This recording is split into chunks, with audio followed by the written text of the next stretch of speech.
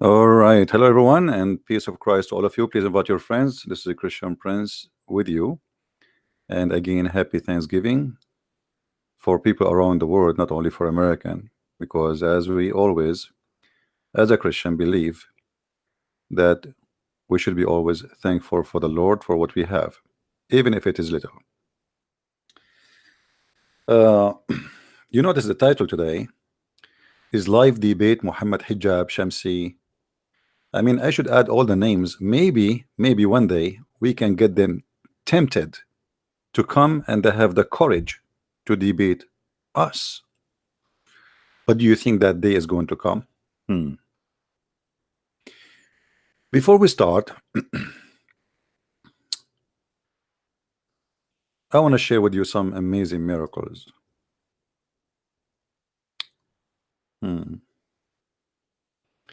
Airplanes. I just a response for one of you. He said that Muslim from Nigeria, hello Nigeria, they said that airplanes, birds, I mean everything cannot fly in the top of the Kaaba. And by the way,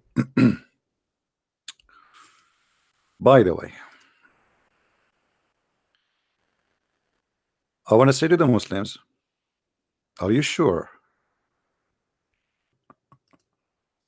Muslims, are you sure? Who is a Muslim is willing to call us and tell us why the Kaaba, no airplanes, brother, and why no birds, brother? They don't fly over the Kaaba, brother. And are you sure, brother?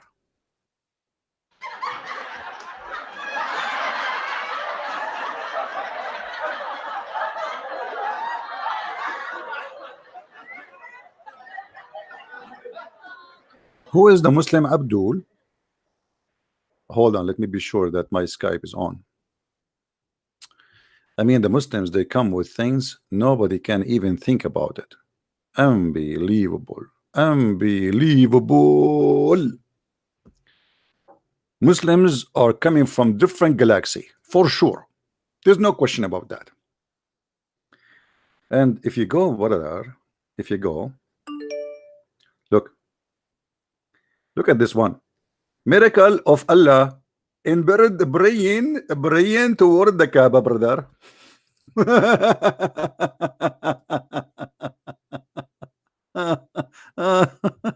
Oh boy. I'm drinking coffee if somebody wants.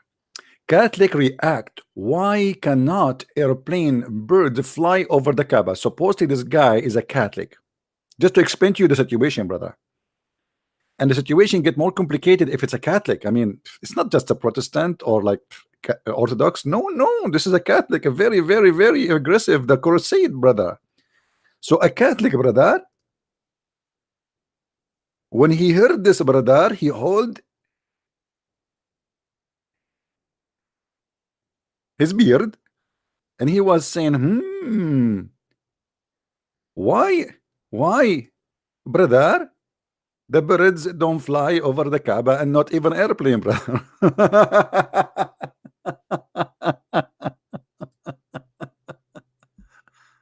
Oh boy. Thank God I'm not a Muslim. Those people, they lost their mind. My Skype is open. If somebody wanna call me and he's a Muslim, he have the courage, the knowledge. Either he prove to me what he is talking about, what the Abdul talking about, or he have to admit that you Muslims fabricate lies and it is not true. Brother, look at this, brother. It's not only Catholic, brother, who they are amazed, brother, with the miracle of the Quran and the miracle of the Kaaba, brother. Look at this. This girl, she is Hindu, brother. This girl is a Hindu. Actually, she looked like a Hindu. I have to admit, she's a Hindu. I mean, and look, all of them, they hold their chin. Do you see where they touch when they think about Islam? I mean, by the way, I do that same too. I put my finger there around my wow. Brother,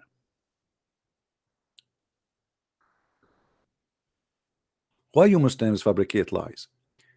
The Kaaba, not only birds they fly in the top of it, they do poo poo in the top of it. And you Muslims, you clean the roof of the Kaaba every few months from the poop of the birds. Brother, don't you know, brother, that there's a guy, his name is Al-Qurmuti, brother. He destroyed the Kaaba and he stood in the middle of the Kaaba and he was screaming, saying, where is Allah? Allah, where is your birds? There's in the Quran a chapter, it's called the chapter of the elephant. Chapter of the elephant.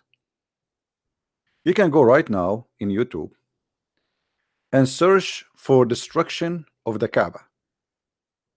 Destruction of the Kaaba. Or you can call any Muslim scholar, or you can post a question for Fatwa website, and they will admit that the Kaaba was destroyed many times.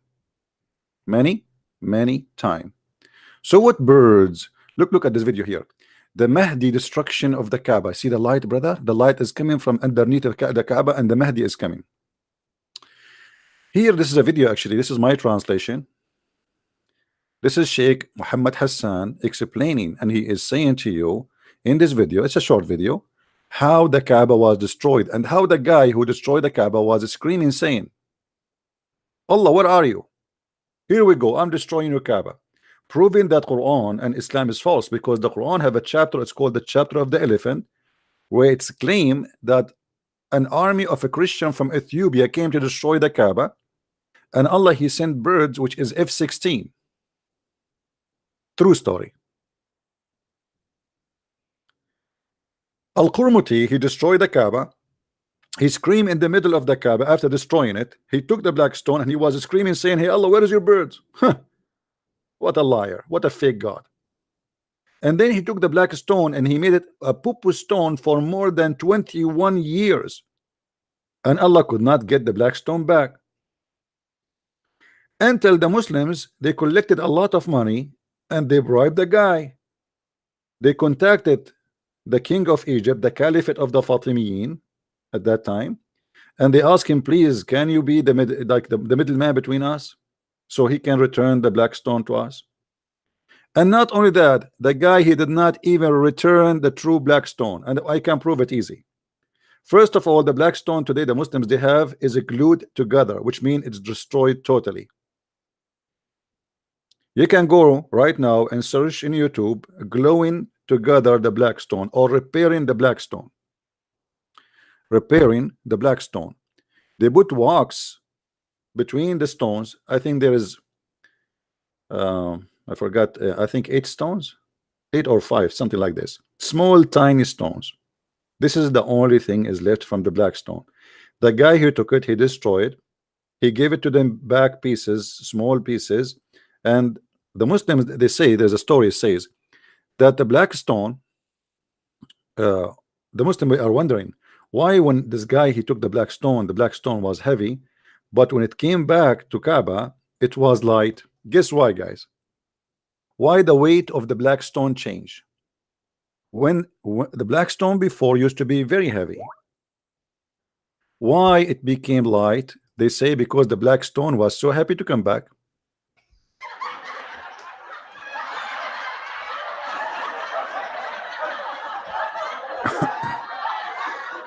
True story.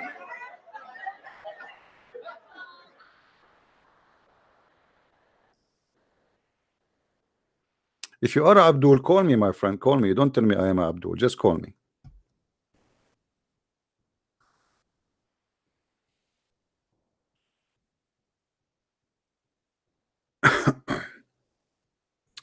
Do we have any Muslim would like to call us?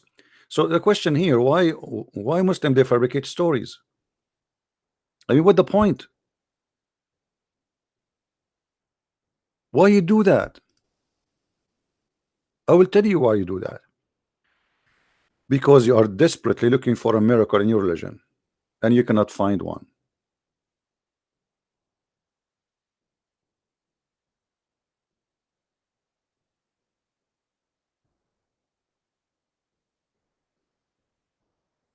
As simple as that. Otherwise, there is no human being he will do such a fabrication, because this is very embarrassing. I will show you something. Let me find it first.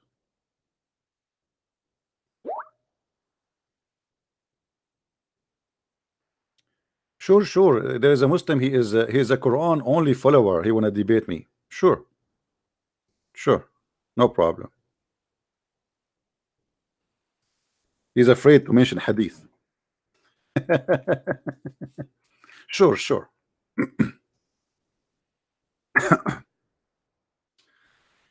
In the top of the Kaaba, sorry, in the Quran. If we go in the Quran, call me, my friend, call me. Quran only.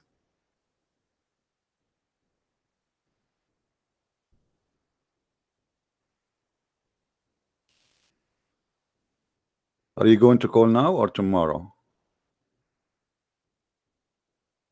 By the way, any Muslim would like to call me, please take a permission from your parents.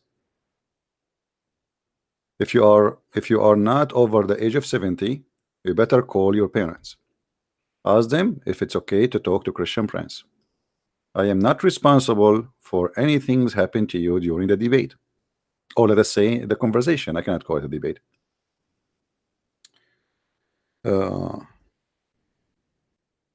Be sure you are sure on what you want to do.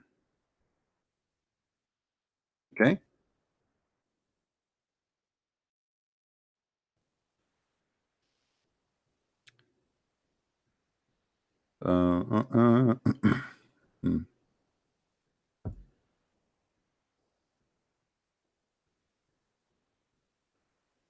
Are you going to call me, my friend?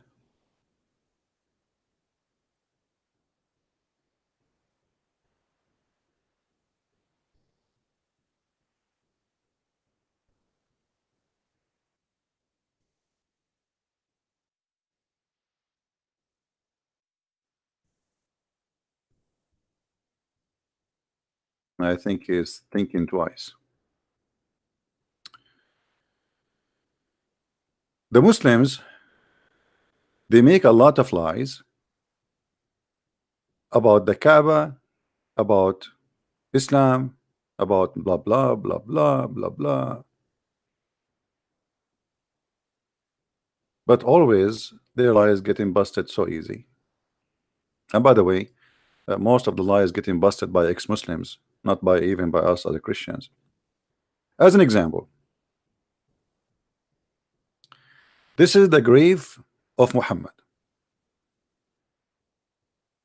This is the grave of Muhammad, and this is in the top of the grave. Do you see the cable in the top of the grave? You guys, you know what is that, right? That cable which is attached to the crescent moon in the top. This is for thunderbolt protection. If the thunder hit it, and you don't have a thunderbolt to a cable, the thunder will destroy the building. It can take it down in a second. Now the problem here is not in this. The problem here that Muslims, they claim that Allah, he used thunder only to punish people who he don't like.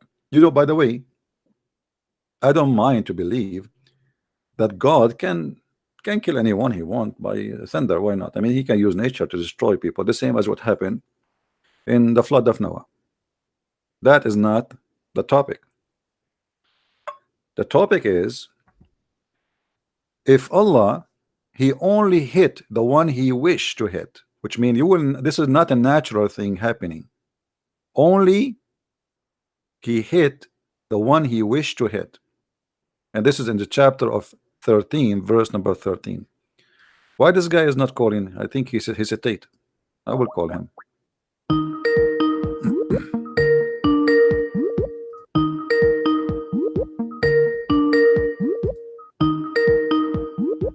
I think he changed his mind.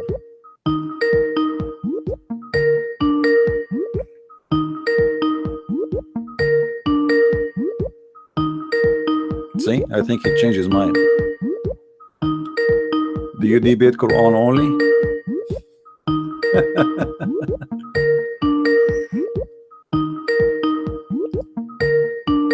All right. No problem. Look like you're on the way.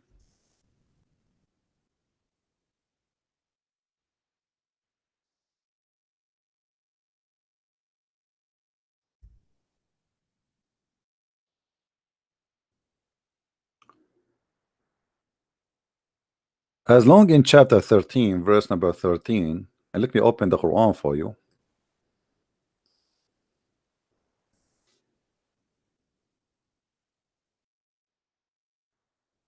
Confirm that this is something, actually, the thunder is not even a natural uh, electricity. I mean, it's not electricity in Islam. The thunder in Islam is an angel. If you go to chapter 13, verse number 13, it says, وَيُسَبِّحُ الرَّعْدُ بِحَمْدِهِ وَالْمَلَائِكَةُ مِنْ خِيفَتِهِ وَيُرْسِلُ الصَّوَاعِقُ فَيُصِيبُ بِهَا مَنْ يَشَاءُ. When the Jews they ask Moses to show Allah he hit them by a thunderbolt. In a second they've been destroyed. As simple as that.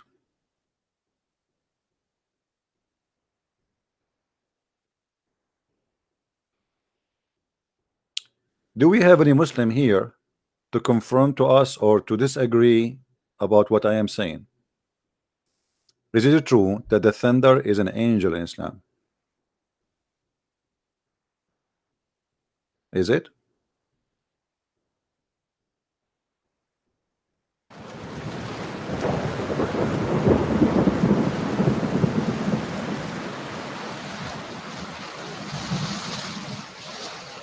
The angel is coming.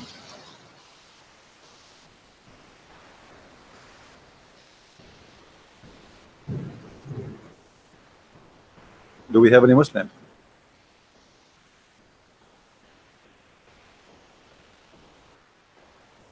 Hmm?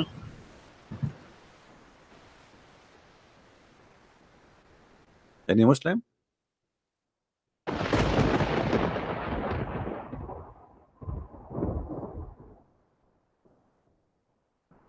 See, the Muslim, they might say to you that this is a metaphorical thing. If this is the case, I will not be even speaking about it. It's not metaphorical thing.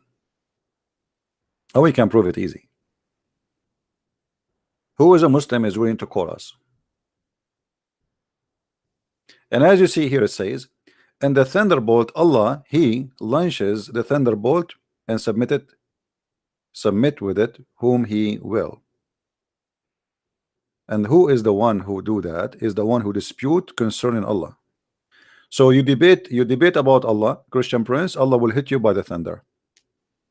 This is why, by the way, when I walk in the street, I wear thunder hat, and I connect the hat to a cable run in the ground to protect myself from the anger of Allah. My friend, if you are a Muslim, call me. Don't tell me I'm a Muslim. What I would do with you? I'm going to save you for a snack or what? Call me. You are a Muslim. You are welcome. Call me.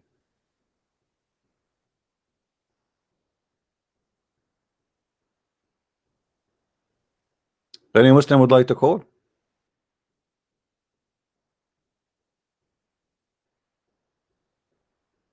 Here we go. Somebody he shared with me the concern. There's a person here. He wear a thunder pant. That's a new discovery. I never thought about this. Any Muslim would like to call us? Please, guys, invite your friends. Everybody, invite your friends, and let us see if we can have some Muslims to call us. Who is a Muslim want to call us, and he want to prove to us that we are wrong, that Islam is really a weird religion? All the fabrication the Muslims they say, like as an example, there's no birds fly over the Kaaba, and I can show you tons of videos right now in YouTube about birds flying over the Kaaba. Not only that, my friend, the AWACS, the American AWACS, is the one who protect Mecca and protect all Saudi Arabia. Not only that, my brother, actually, there is a video. Hold on. There is a video here. Let me see. Okay, hold on. This guy, guys, this guy is something.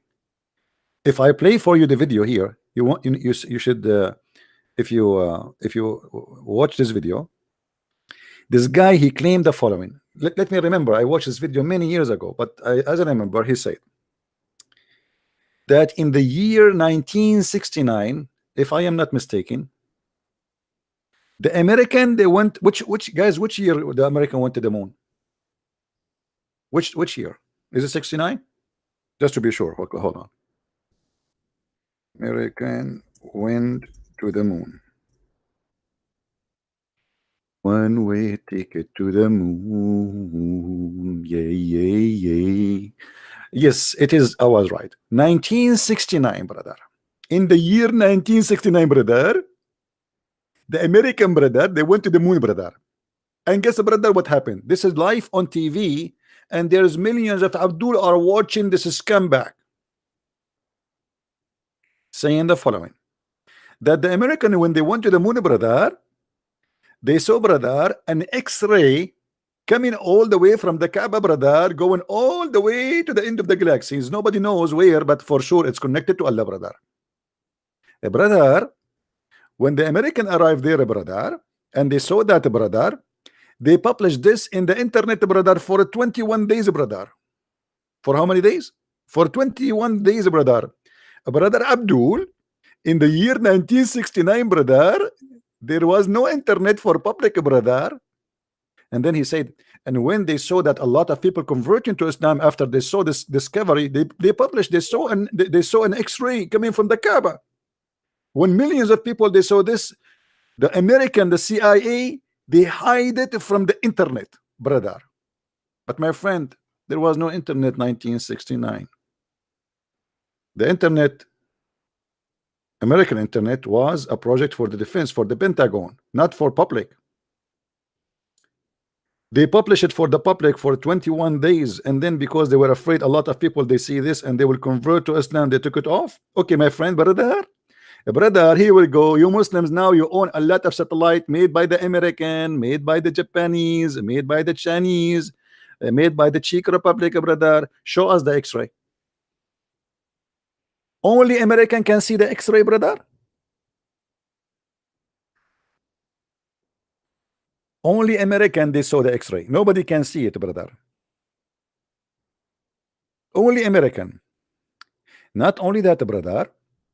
This guy he claimed that in the Kaaba, in the zone of the Kaaba, the graffiti there is 0. Unbelievable. My brother, if the gravity around the Kaaba is a 0, brother, that's mean you Muslims, you will be flying there. You will not be walking in the ground, brother.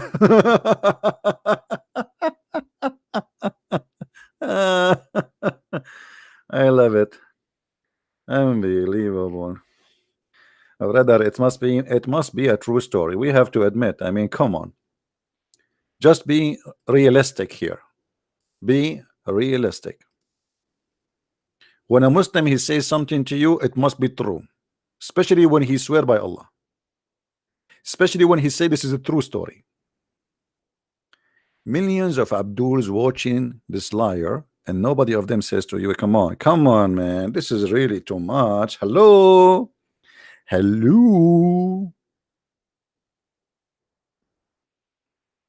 Tons of lies. And when you are blind, you believe anything. And when you are a fool, anybody can fool you. Now, who is the Muslim? He wanna call me to fool me. I am here to challenge you. Who is the Muslim wanna do it?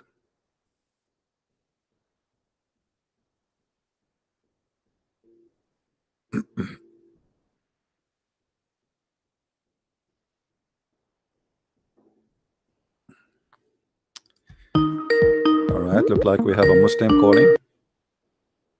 Hello. CP, how are you, brother? I'm fine, my friend. Yeah, I told you last week. I don't know if you remember that. You see, it's hard to remember, you see, because I'm very old. I'm very old. Yes, my friend, how can I help you? Well, let me refresh your memory. You were telling me about you were telling me that you're a fisherman. Uh-huh. Yeah. Okay, but I say that to everybody. Okay, okay, you okay. you pick up the wrong sentence, my friend, to refresh my Uh, memory. Anyway, my you friend, it's okay. I remember your voice now. Okay. Okay. Yes. Well, I guess the reason I'm calling is you'd recommended me to finish to read the Gospels, right? So I'd finished John and Matthew, and I'm like midway through Luke right now, and that's where your damn reference came from. It was from Luke, right? The beginning of Luke. Okay. Are you the person who decided to leave Islam? Yes. All right, wonderful, my brother. So Yes. how much you are enjoying it? Well, I'm learning a lot, but I would also say like there's so much information out there. Even though by now, because I've finished two of the Gospels, I'm midway through the third. I know most of the stories now, um, so I'm fairly familiar with that now. I'd read a little bit of the Gospel before, but it was more to just like criticize. It wasn't to actually learn. So Mhm. there's a lot of information. Yeah, I advise you when you read. You see, this is I don't know. For me, this is how I read things. Anything, not only the gospel. When I read, especially something have to do with history, people, something happened, let us say, for real. In order to understand better, you better imagine yourself living there. You know what I mean? Don't Yep. don't don't read the story and say, okay, Jesus said, Peter said, he said, she said. No, imagine yourself. You are there. If you have the ability to do so, and I think you can. And then imagine yourself in the present of this person. Like, let's say when we see that Jesus making a speech in the mount, or Jesus making the miracle of feeding people from the fish, or Jesus he making the blind see. Imagine yourself just right there, and then go over the conversation. This way you can understand it and you can feel it. Mm, The problem yeah. is most of people when they read any book, including the Quran, which is a very funny book, they read the words, but they don't try to feel the words, because there is many form of energy in our life, and one of them is voice. This voice once used to be a voice of a man, and then he said something, and then it became words written in a book. Now we cannot reach the voice because nobody record the voice of Muhammad to feel his energy, how evil it is or how good it is. But we have the words which he claiming that it is coming to him, through an angel, his name is Jibreel, through a God, his name is Allah. So try to feel the energy of the words and try to understand the words. And this is the best way to understand any book. Don't just read. Mm, Is what I'm yeah. saying is hard to should I explain more? Is No, that like, makes a lot of sense. yeah, like if you give me any verse in the Quran, you will see right away I read it differently from the way a Muslim he read it. Yeah. Actually, can I ask you about that? Sure. So when I had spoken to you on the phone, we were talking about the um Surah 62, the one about semen in the backbone. Remember that? Right. I think you talk about it sometimes. So I was looking at that and I'd opened the tafsir of Ibn Kathir, and Mm-hmm. so I was thinking if I show this to like my dad because he's a devout Muslim, if Mm-hmm. I show him that there's no way any rational person is going to think that and think that that's from God, right? Yeah. So at first I showed him the verse, and he doesn't speak Arabic, so he has an English translation open, and the English translation is a very soft. It's not even Yusuf Ali or one of the popular ones. It's one of the new ones, Mm-hmm. and it doesn't even say backbone or ribs. It says loins, and it doesn't say what it's supposed to say basically. So I was like, which scholar do you want me to open tafsir so you can see that this is talking about Mm-hmm. from women? And so I opened Ibn Kathir, and then he's like, well, I don't trust Ibn. I was like, how do you not trust Ibn Kathir? Like, if you don't trust Ibn Kathir, who are you going to trust, right? So, what would you say to that? Well, this is the point of denial, and I witnessed with Muslims. The second I show them how stupid the teaching of Islam is, they right away they jump to denial and say, I don't approve this guy, I don't approve that guy. So what we will do now, we will approve only the one make us feel happy, not the one who tells the truth. The Yeah, Muslim is the same as someone, he have a cancer, but he don't want the doctor to tell him you have a cancer.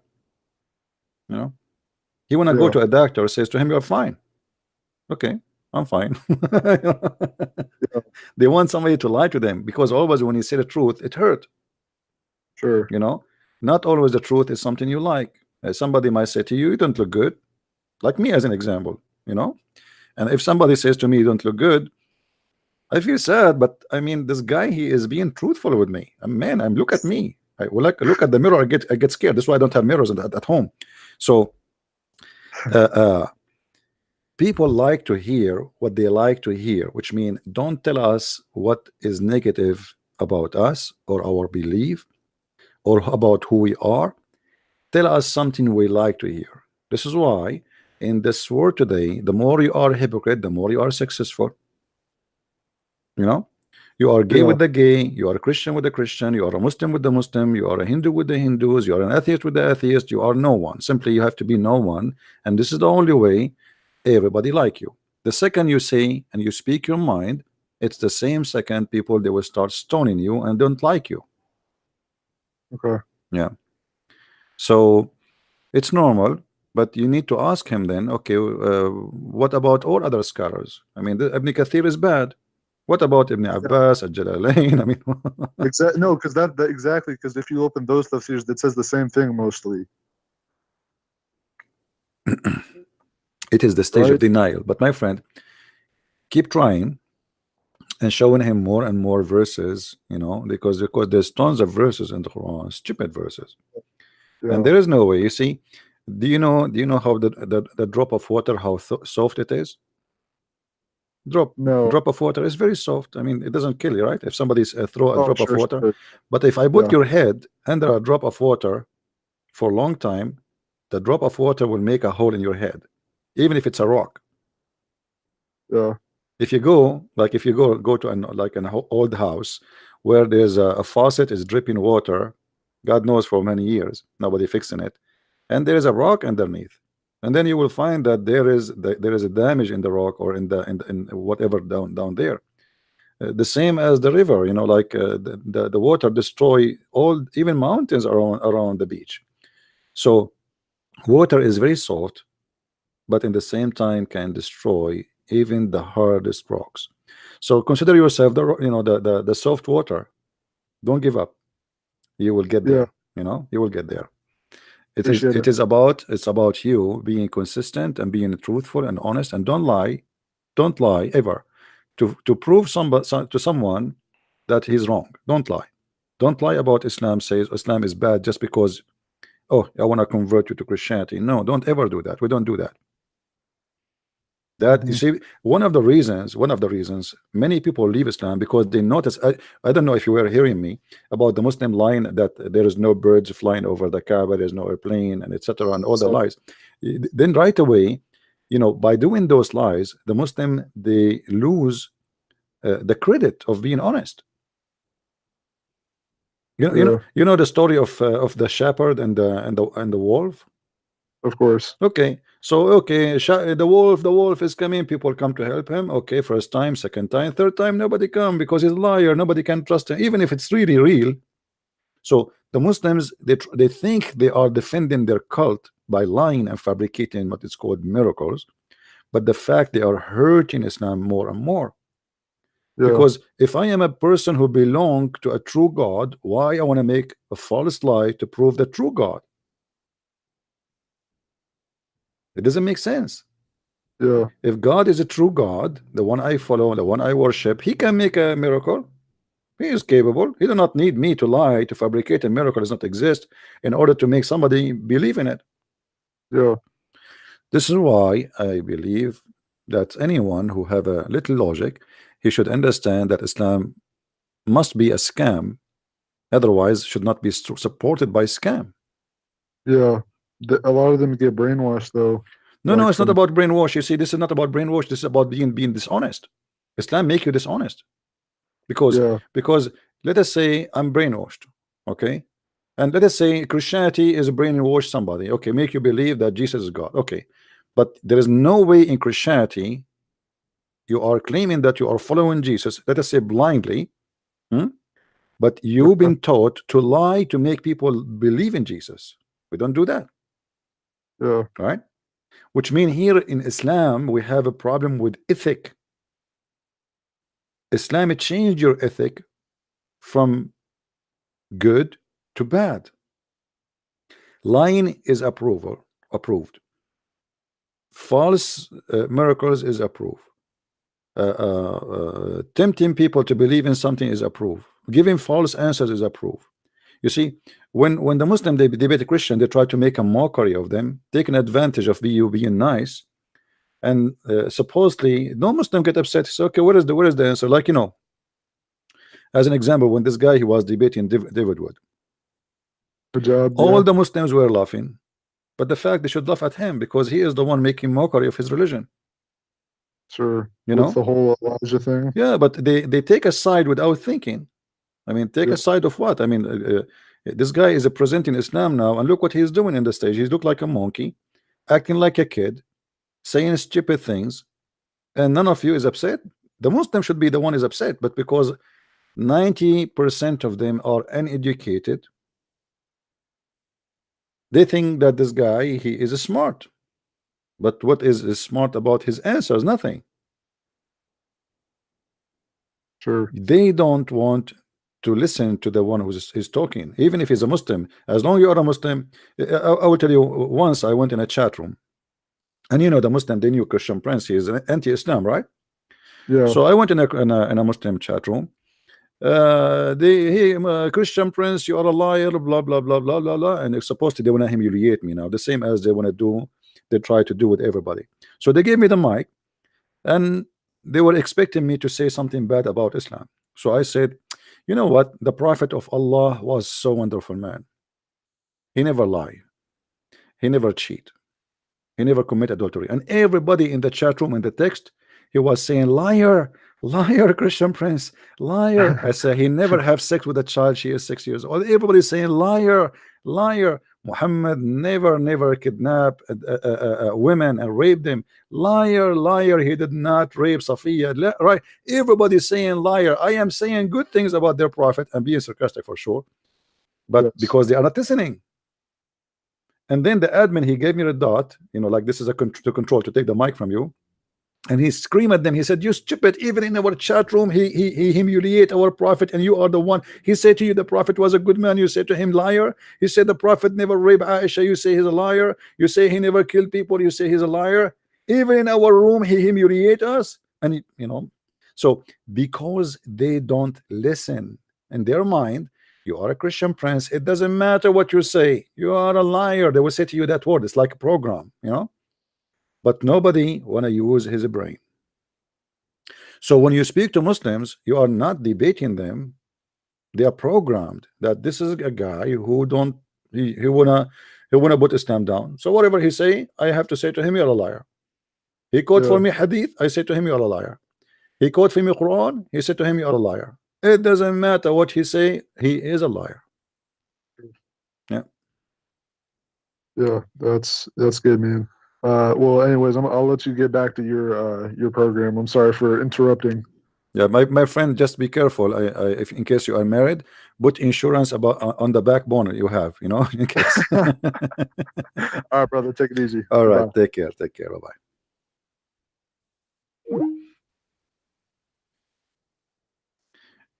This is why I'm not married. This is a secret I want to share with you because I don't think my backbone is working. That's sad. I wish I knew Allah before, and He told me about the backbone from before. If I know, I will not jump from the top of the trees like monkeys, brother. Allah, He knows better. Allah is the only one who knows where His sperm is coming from. I mean, who can prove Allah wrong? It's proven, brother, scientifically, brother. If we ask Zakir Naik. Zakir Naik is a doctor, as you know. Brother Zakir Naik, how you explain to us that the Quran says that women have a sperm coming from the ribs, from the location of the necklace specifically, and men they have a sperm coming from the backbone, brother? But at the top, there is a person, his name is the Christian Prince, and that guy, he always attack Islam. First of all, everything he said to you is absolutely a pure lie. The Quran doesn't say that. The Quran says that man have a sperm coming from the backbone and women have a sperm coming from the ribs. And this is how we prove Christian Prince to be a liar. Thank you very much. Brother, but this is exactly what Christian Prince he said. That the Quran says that. Don't ever try to fool me. Christian Prince doesn't say that. Christian Prince he said, listen carefully.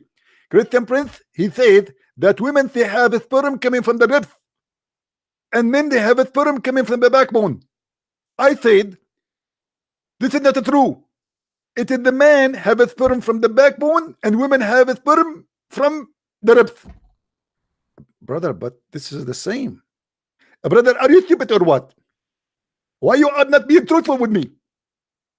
There's a huge difference. As an example, in Arabic, we read it from right to left. In English, we read it from left to right. And this is exactly the big difference. But it's the same. I mean, if you say it is from the backbone for the man and the ribs for the women, and he say from the ribs of the women and the backbone of the man, isn't it the same? Brother, you are very, very much ignorant. In philosophy, everything make a difference. As an example, if I say to you the rotation of the earth from the right to the left, people will laugh at you. Brother, this is science. This is not a joke. Thank you very much. Any Muslim disagree? Who is a Muslim wanna give us a call? Brother, I'm truly, truly, truly convinced that this is from God. And Abdul?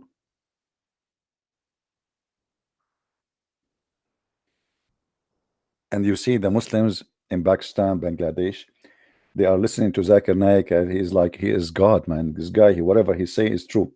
And everybody, his mouth is open like wow. Brother Zakir Naik, you are so amazing smart. Talk about the amazing of the Pharaoh in the Quran. Okay, you know why Muslims don't call me and choose their miracles, and let us see if any miracle they choose is true. All them, I challenge them for all the miracles they do speak about. Who want to do that? Any Muslim?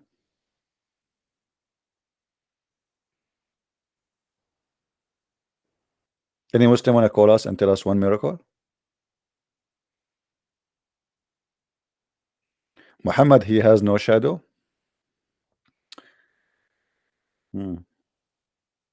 By the way, the Quran speak about the shadow. Muhammad, he has no shadow. So why when he do poo-poo, the trees have to keep him in the shade? Because if you have no shadow, that's mean the sun cannot hurt you. Muhammad doing poo-poo and the trees keeping him in the shade. Why? Muhammad is doing poo-poo for how many hours? Because in order, like, let us say you sit under a tree, the shade with the tree is not going to go after 5 minutes.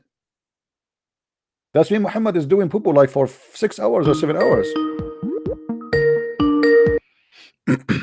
Hello? Yes, hello. Yes, my friend, how are you? I'm pretty good. How about you? Well, I'm just reading about the sperm proceeding from between the backbone and the ribs. I'm sorry, what's your question? We are just reading here right now the Quran speaking about the backbone. The backbone is the source of the sperm of the man. Okay. Do you believe in that? Okay, is that what the ayah says? I mean, first of all, we have to find out if that's what the ayah says or not. Well, I don't know. You tell me. Aren't you the Muslim, not me? Well, can I ask you a question? Sure. And by the way, Isa, I'm glad that you are recording the call. Go ahead. Okay, so you have this issue with... I have a challenge for you, by the way. I have a challenge for you to, as long you are recording the call, to post it in YouTube. Can you do that? Sure. All right. Go ahead. Okay, so you have this issue with with the ayah in the Quran that talks about that the progeny of man, you know, it starts from the backbone of Adam. I'm not sure what the ayat What Adam, ayat you're referring to? what Adam have to do Yes. with this? No, according to your God, Allah created the sperm from the shoulder of Adam. Okay, and which ayat is this? No, you're saying this is not an ayah. This is in the hadith. And what does the hadith say? The hadith says that Allah, he hit the Adam, the right shoulder of Adam, and he created the white men from there, the white people, and then he hit the left shoulder of Adam, and he created the black people from there. And then Allah, he says, the one who created from the right shoulder, they go to heaven, which means the white, and the one who is created from the left shoulder, they are the black, and they will go to hell. What do you say? Okay. What's the grade of the hadith? Sorry, what? What is the grade of the hadith? What is the grade? I don't know. You give it a grade. What do you think? Remember, I told you before. What I said, hadith have different grades. Some of them are authentic, some of them are fabricated, some of them are weak. So it depends on the grade of the hadith. Where is this hadith from? Who collected it? So is it going to make a difference for you, or you will say to me it's a lie, it doesn't matter what I say? Yeah, because some hadith are fabricated, some are weak. Okay. Let us see. Let me find you the hadith so we can. I mean, you know this too. I mean, you're supposed to know this. So I don't know why you act like you don't understand this. Here we go. This is the hadith, Jami' al-Tirmidhi, and this is your Muslim website, my friend. Do you see the screen?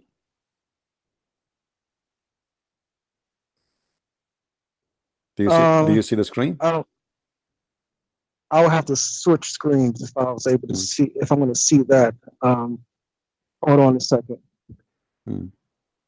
Guys, is the screen coming clear for you from your side in YouTube? Okay. Can you see the text clear? All right. Can you read it, my friend? Yeah, I see it. Okay, wonderful. So what do you want to say to us? Why your prophet is saying such a thing? Do you believe really in what it says? Okay, again, I'm going to return to the same question. What is the grade of the hadith? My friend, you find the grade? I don't know. You tell me. If you want to bring it, you know what would be easy? What would be easy for you since you're not a Isn't it at-Tirmidhi is one of the books of Sahih?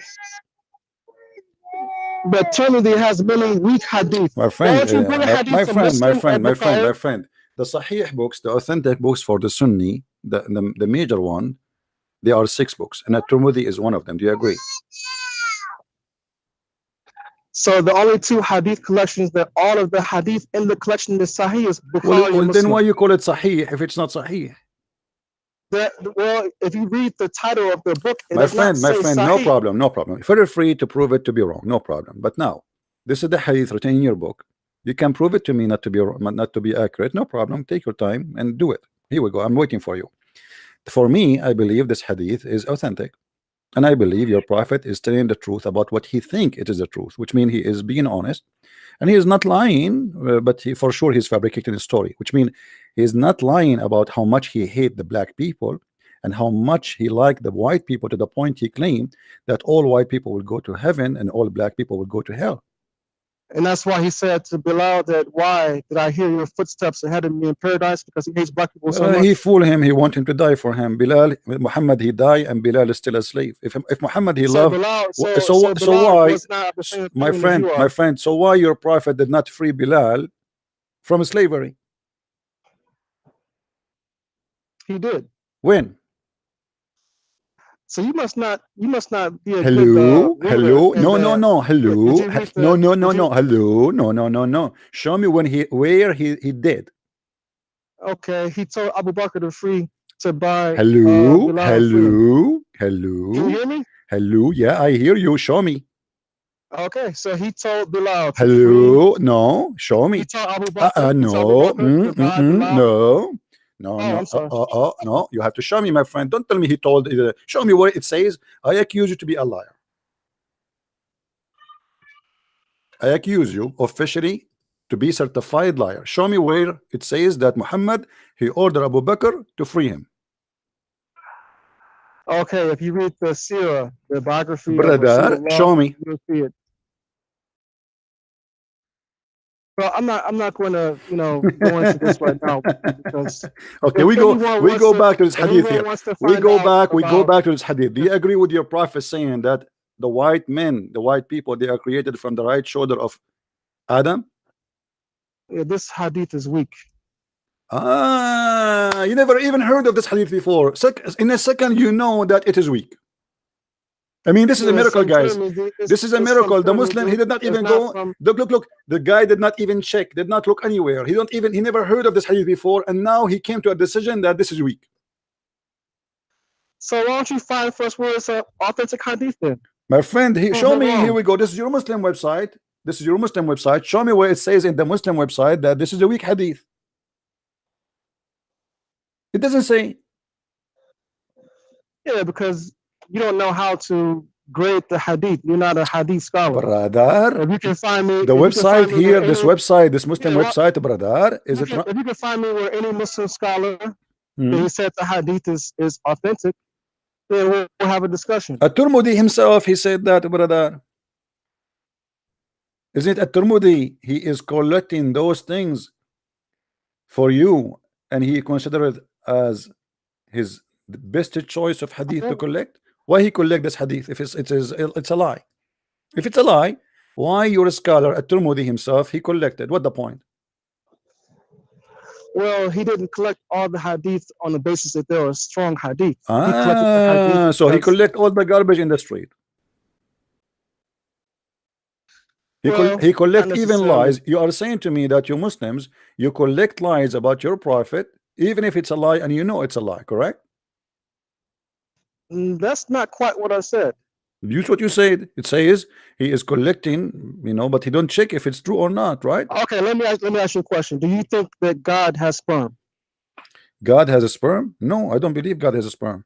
Because that would be even more ridiculous than what you're trying to say that we're claiming. Okay, sure, no problem. Okay, so if God does not have a sperm, then can you please explain to me how is Jesus the Son of God? Thank you very much. Guys, did you see what he just did himself? He just proved Islam to be false again. Because can you explain to me why Jesus never get married, and why Jesus have no father, and why he is not coming from a sperm? I asked you a simple question. Well, prove to me that he have a sperm. Okay, can you prove to me that Jesus he was generating sperm? Can you show me? Can you prove to me? I'm sorry, I don't think you answered my question. You see, I answered you. I said God does not have a sperm. He do not need a sperm because he's not giving birth to babies by having sex. Do the Christian, my friend, do the Christian and the Muslims believe that God have sex with Mary, and this is why Mary gave birth to a person. His name is Jesus. Of course not. Of course not. So why you are saying that? Here we go. Otherwise, because hold on. For Jesus to be, for you to say such a question, you have to give me a reference. You can base your question on. Do you have reference?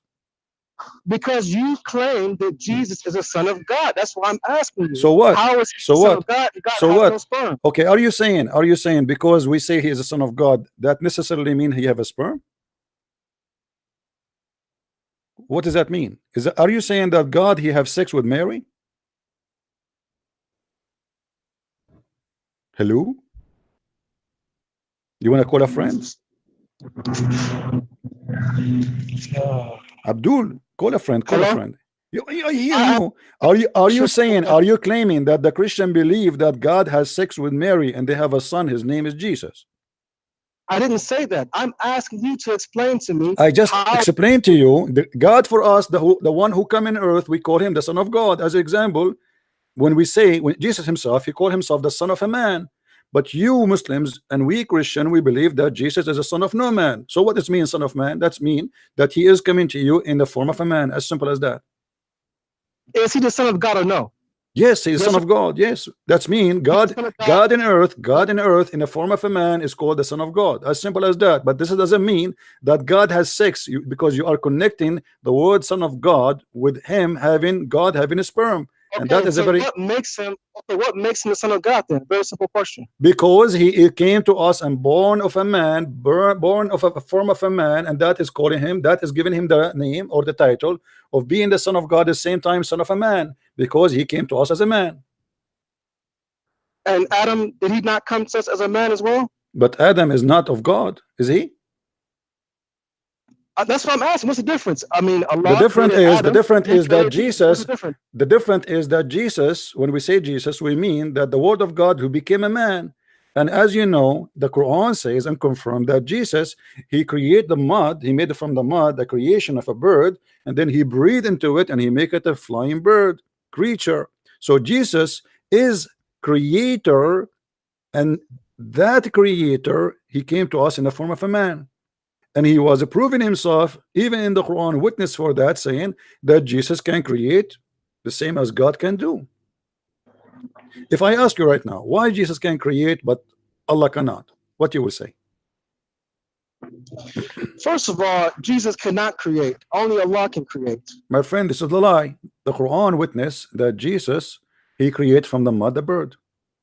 I don't want you to switch the topic though, because we're talking about him being. I'm not switching the topic. Now, you are the Adam, one.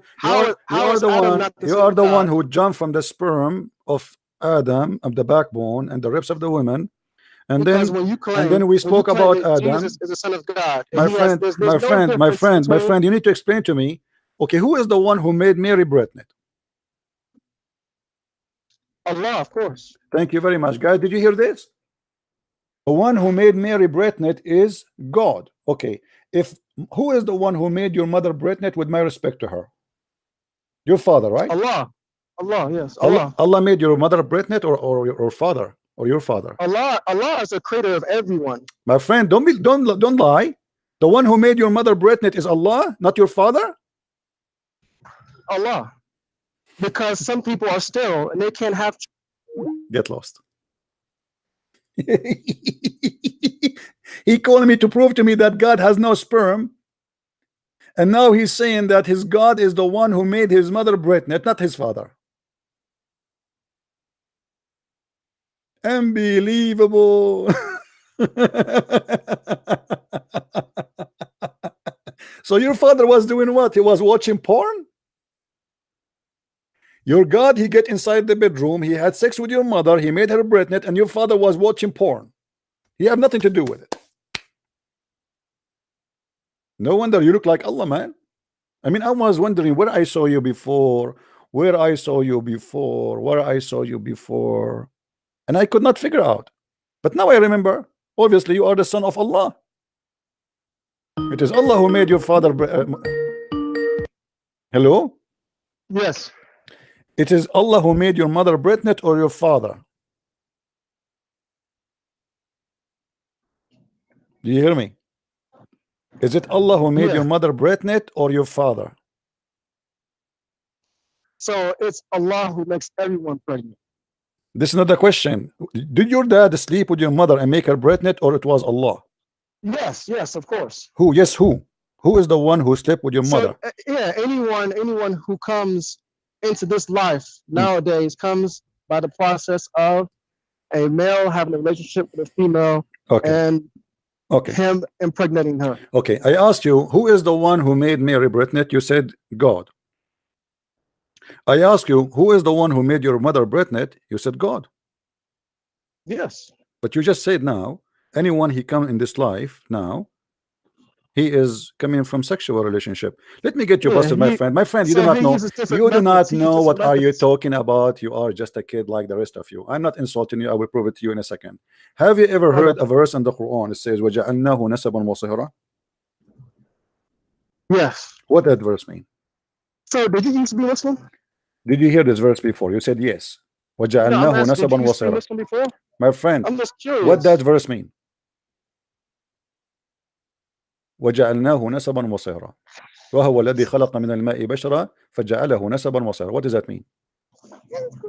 I don't know. What does the translation say? You told me you know. I'm sure you don't even know what verse I'm talking about. You told me you know it. I'm sure you do not know. So all your listeners are English speakers. So my friend, you told me, I told you the verse. You said I know it. You said I know it. Okay, which verse is that? Which chapter is that? I don't know off the top of my head. So why you are saying to me, I know it? Because I've heard of it before. Okay, as long you heard of it, what does this mean? I don't have the translation next to You me. don't have so the translation, but you said I know it. Yeah, I've heard of it So before. how you were able to know it, but you do not know it? I've heard the verse in Arabic, but I don't have the You translation. heard the verse English in next to Arabic, me. but you do not speak Arabic, but you said to me, I know it. Okay, and what's your point? How you say I know it, but you do not know what I'm talking about? So you're gonna stick on this? No, I I'm know or asking I you don't why know you said I point? know it when you don't know it. I think I do know it. So what's your point? As long you think you know it, so tell me what it is.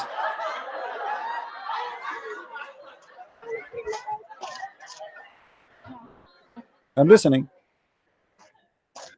I'm sorry, what's the question? What the question? I mean, this is amazing, guys. What is the question?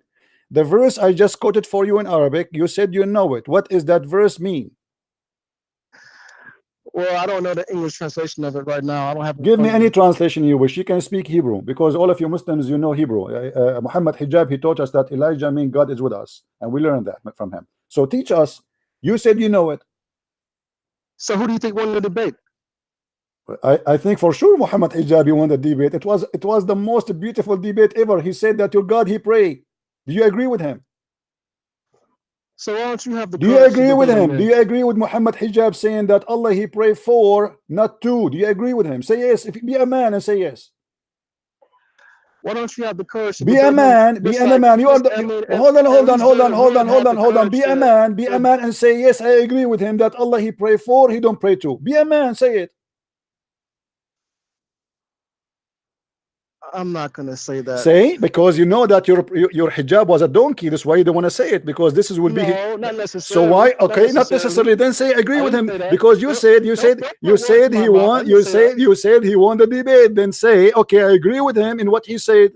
Say it. Say I agree that Allah he pray for. He don't pray to. Well, he could very well be right, but I'm Blah not blah blah gonna. blah I'm blah not blah gonna blah blah blah blah. Okay, discuss that we go right back now to with you. zero. We go back to zero. The Quran in chapter. Could you answer? Could you answer the question that Abdul couldn't answer, which In is, chapter 25. Let me give you. how is it the Holy Spirit doesn't know? Doesn't Listen, know the hour? listen. Don't change the topic. You're jumping like a monkey. Chapter 25, verse number 54. It says, وهو الذي خلق من الماء بشرا فجعله نسبا وصيرا. Do you know what does that mean? I gave you the chapter number. Not until you read the English translation. Okay, I gave you the chapter number, verse number. Look at it. Why are you so afraid to read me the English translation? That's all I asked for. I'm so afraid. I like that. Okay, this is the English translation. Go ahead. Okay, read it to me. What do I read to you? I mean, what do you do here? So do you think I am your waiter or something? You read it. You're the Muslim. This is your God talking. I can't switch screens on my phone that easy. Okay. My English is not good. This is the problem. Okay. I'll read it for you in Zakir Naik English. Brother Titter, the Quran said in chapter 25, verse number 54, it said, it is he who created you from water, and he had appointed for him a kindred from the blood of the kindred of the marriage, for the be the Lord of the powerful. Okay, here we go. We speak to you in English, and don't tell me you don't understand Zakir Naik. This is the best scholar ever.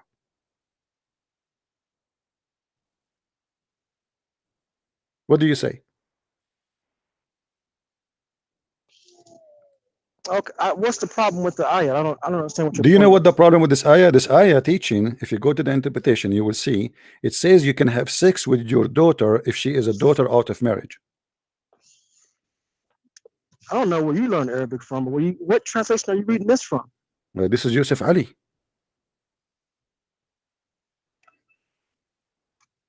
You have to do some very thorough twisting of the ayah to get that type of meaning. My friend, I can prove it. Do you want to challenge me? I don't. Do you want to?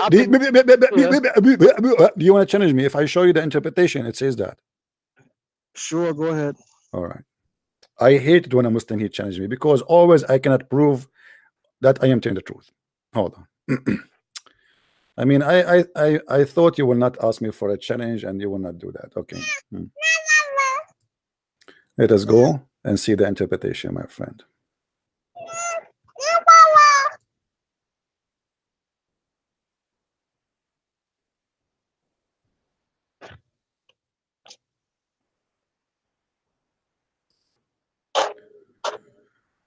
All right. I want you, my friend, to switch and look at my screen. Can you see my screen?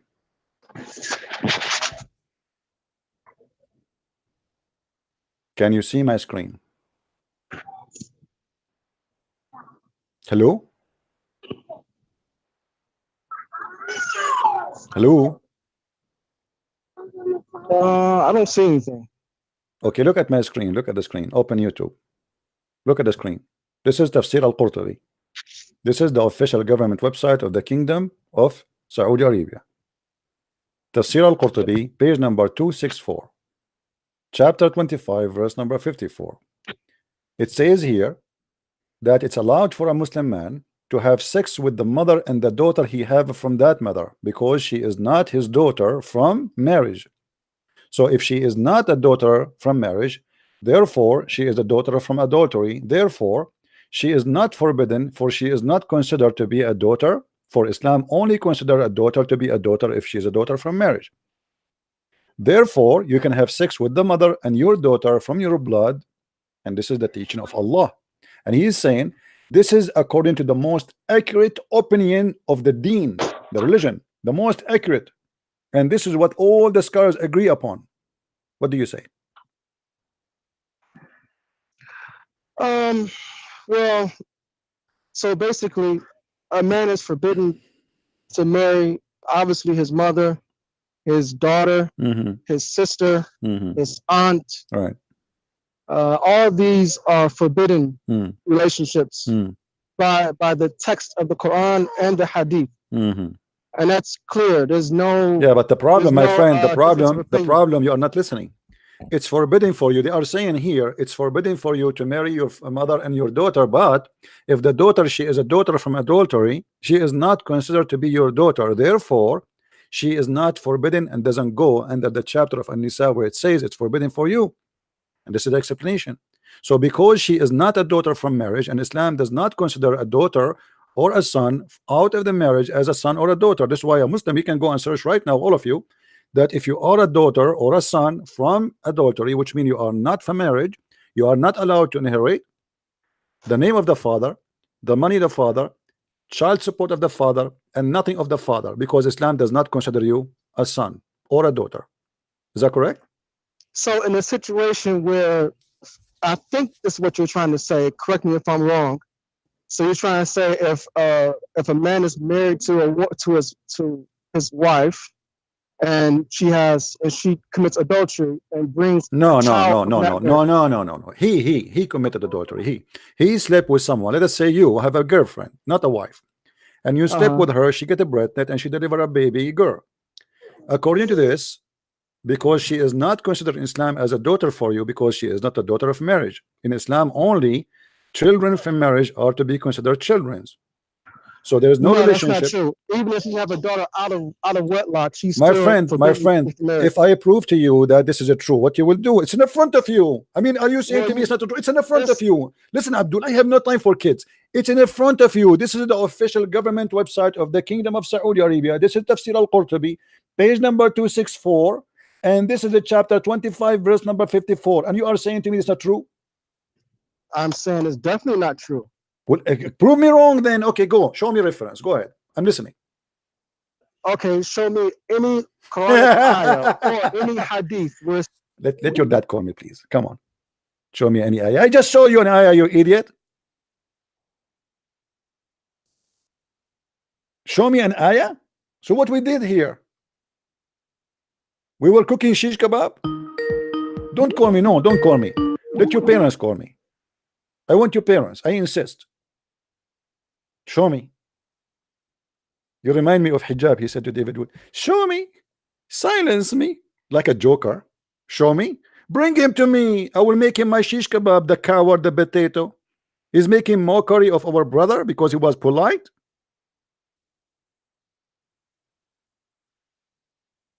Even you coward, you did not agree with him when he said he pray Allah, he pray for, because you know he was making poo-poo. This is why you say I don't agree with him.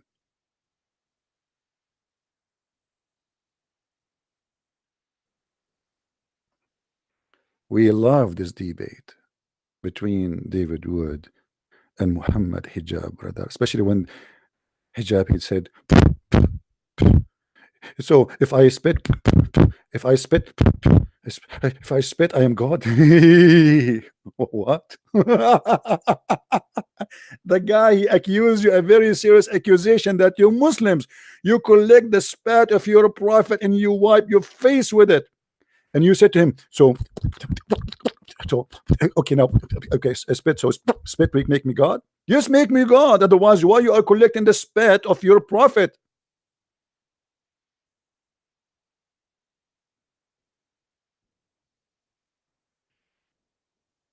You want echo? Yeah, the Muslims they like echo. You know, long time ago, when Pal Talk was a very popular program, you go to any Islamic room, you enter this chat room, you will hear this. All of them they buy, they don't buy actually, it's hacked software. They don't buy software in the Middle East. Brothers, sisters, in the name of Allah, Allah, the most merciful, merciful, and he's calling me again. Look like he did not learn his lesson. Why you are calling me? What's wrong with you? With you? Are you okay? Okay. Yeah, did you hang up on me or something? Yeah, because you're a kid. I'm showing you the proof in front of you, and you say, show me. So what we did? So what is Al-Qurtubi? Al-Qurtubi is not, I did not show you. Is Al-Qurtubi is a Christian priest? Listen, Listen, I don't care. is Al-Qurtubi as a Christian prince? prince? Is Al-Qurtubi Christian prince or he is a Muslim scholar? A Muslim scholar, of course. So he said that. Why you are saying to me, show me? Silence me, show me. It does not say that in the Quran or any hadith. Don't call me again.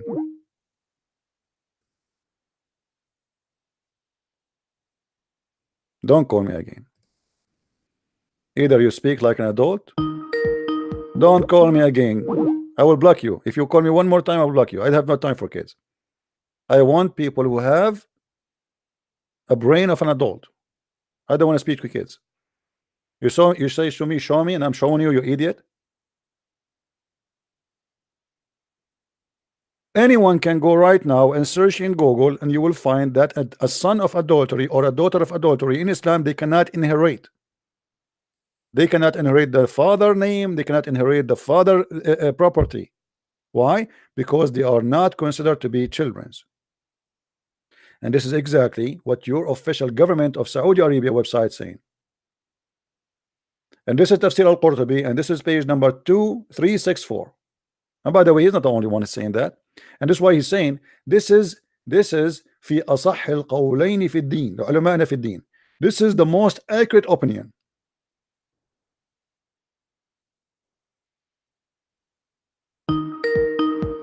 Don't call me, man. Let me block you. Look like you are a potato. Let your parents call me. I have no time for kids.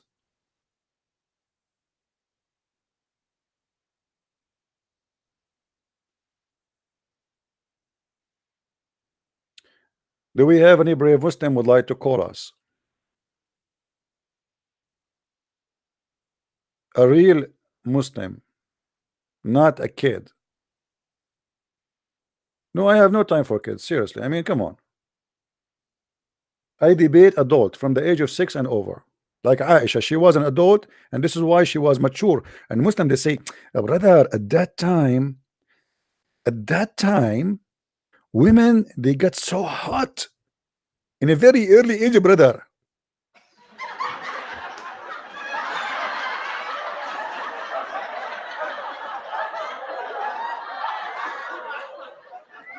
This is the true. This is the true, brother. You walk in the Middle East, brother, you might find a bunch of girls at the age of 7 trying to kidnap you and rape you, brother. This is true. Yeah, Aisha, she was very hot at the age of 6 years old. I mean, come on.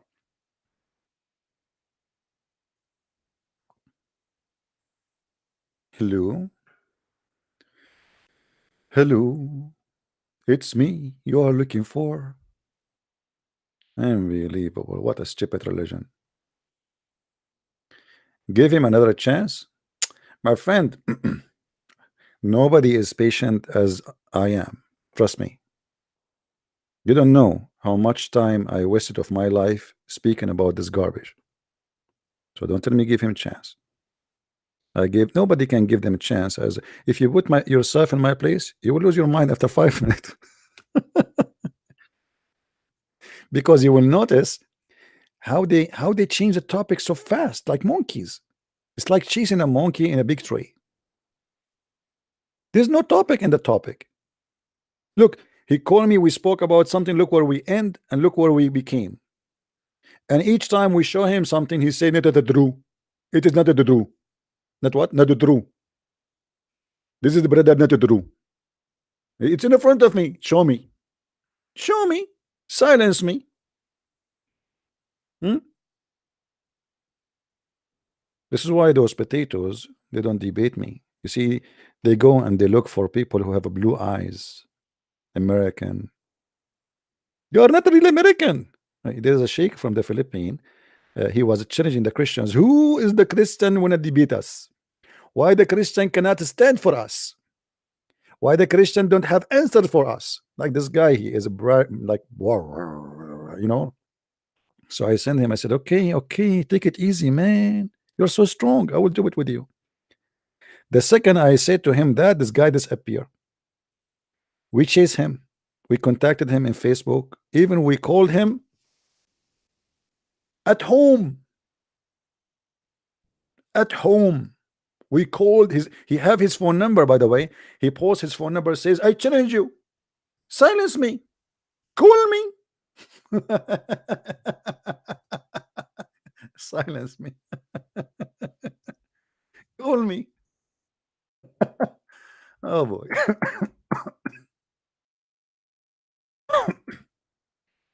Show me your face. Show me your face. Where is the video of call me, silence me? Let me find it for you. Hold on.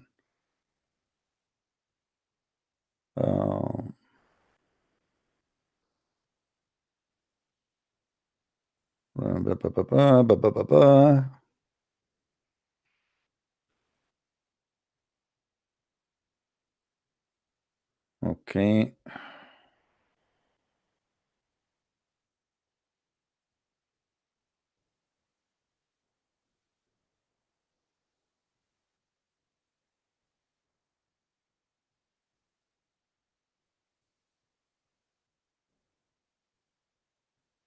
You see, you want to be known by people. That's why you want to debate me. He said to me, And you accuse did you me hear this? Did you hear of- this? Hold. He said, you want to be known. You want to be known. This is why you want to debate me. I want to be known. I love it. I love it. He was so excited challenging the Christians to debate him. The second we called him at home, look what he said. You want to be known by people. That's why you want to debate me. And you accuse me of a lot of bad things. If you are Christian, if you're a good Christian, you will not be like this. You accuse me a lot of things. See, guys, if you are like Christian Prince, you are not a good Christian. But they make fun of you 24 hours, 7 days a week for believing in Jesus as God. The second you start spanking them, they say to you, you are not a good Christian. You are not a good Christian. But you are making fun of the Christians day and night. You see what I'm talking about? They make fun of you non-stop for being a Christian. The second you start spanking them, they say to you, you are not Christian. Yeah, Hindu. Why? I'm not doing this for money, my friend. How come you accuse me of everything? Nobody accusing you nothing. Do you want to debate? No, you accuse me. I read. Someone send me your message. Why didn't you answer? Me a lot of things. Why didn't you answer? How can I? Look. Hello? I have debated an American here. Hello? You want to see it? I'm not. I debated a true Hello? American, born American. Hello? Yes. Are you a Muslim, my friend? Yeah, How are you doing? I'm fine. And you? I'm all right. What do you want to say to us? Why you hang up? That's a very long conversation. Okay, we continue with the Abdul then. What we can do, guys? Did you hear what he said? I debated real American, not like you. See, the debate, they want to debate only people who they are blonde with the blue eyes, not like me. I have like a rainbow in my eyes, unbelievable, because I'm a black, blonde African American from Japan, which moved from the Caribbean islands, and he is the one who discovered the chest, the heart, in the movie, if you remember, brother. He debated a real American, I mean, One Piece. Are you sure? Yes, I debated real American, not like you.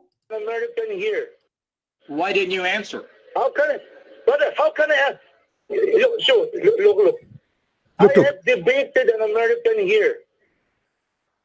You want to see it? I'm not. I debated a true American. True American. Born American. I'm born American. Unlike you, you're not American. You are not. Because you have an accent. You have an accent. Well, why don't you want to debate Christian Prince? I will debate you. My condition is I want to see your ugly face first. You want to see my ugly face first? You see, they make all kind of excuses. And brother, I am not running away. I even debated a true American. Yes, brother, true American. You want to see it, brother? A true American who have blue eyes and he's blonde. Are you blue eyes and blonde? No. See? I feel sorry for you. You are not qualified, brother, to debate me. Secondly, in order to be qualified to debate me, you have to show me your ugly face. What a bunch of potatoes.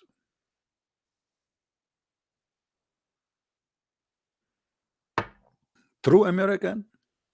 What does that mean? Mahatma Gandhi? And you are trying to debate me because you want to be known. The guy, nobody heard of him. I am the one who will be known. Potato. Potato, potato, potato, potato, potato, potato, tomato, tomato, potato. By the way, there's a song in YouTube. It's called Potato Song. I used to play that as an anthem for the Muslims because they are fit perfectly with that song. They are lions when they think that you know nothing. They are lions when they see you alone, try to intimidate you. The second they see they are no match, they hide. They go under the blanket. Who is a brave Muslim? He want to tell us something good about his cult. When you're a prophet, he said that Allah created the white men and the white people to go to heaven.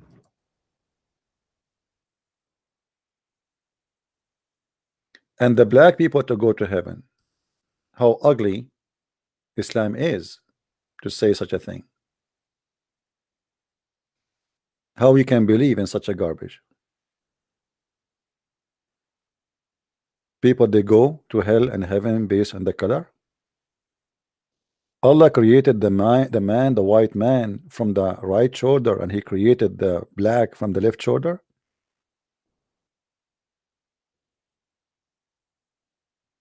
That is the most disgusting religion.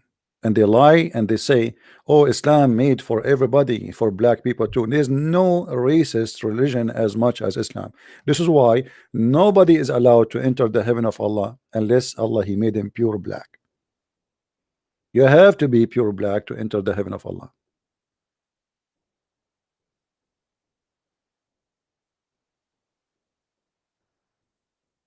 You have to get rid of being pure black. You have to be pure white. I mean, this is why if you watch the Deen show, they have a video. It's called The Description of Paradise. I mean, I wish I can play it for you, but they have copyright of it. I will make you die laughing watching that video. The guy in the video, brother, the heaven of Allah, nobody can describe the heaven of Allah. The Quran says nothing like it. And now, brother, let me describe for you the heaven of Allah. You idiot. You just said nobody can describe the heaven of Allah. And now you are saying, let me describe for you the heaven of Allah. I mean, intelligence these days became rare. Truly rare. Hello? Yes, Christian Prince. Sorry. I was having problem with my internet. No problem. What do you want to say to us, my friend? Mr. Ibrahim. Yeah. Thank you. Yeah. You are a Muslim, And right? I have listened to you for a very long time, you know. Mm-hmm.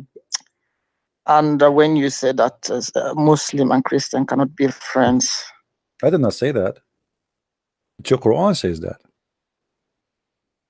okay. I'm not the one. I wish I can take you as a friend. Why not? I'm not against taking anyone as a friend. It's good to have a friends, right? Yeah, it's good. Yeah, I Yeah, know. but the Quran says you cannot take Christians and Jews as a friend. Chapter 5, verse 51. Yeah. Can you read it? You know, I am originally from Sierra Leone. Okay. It is West Africa. All right. Yeah. I am a Muslim, but I went to a Christian school. Okay.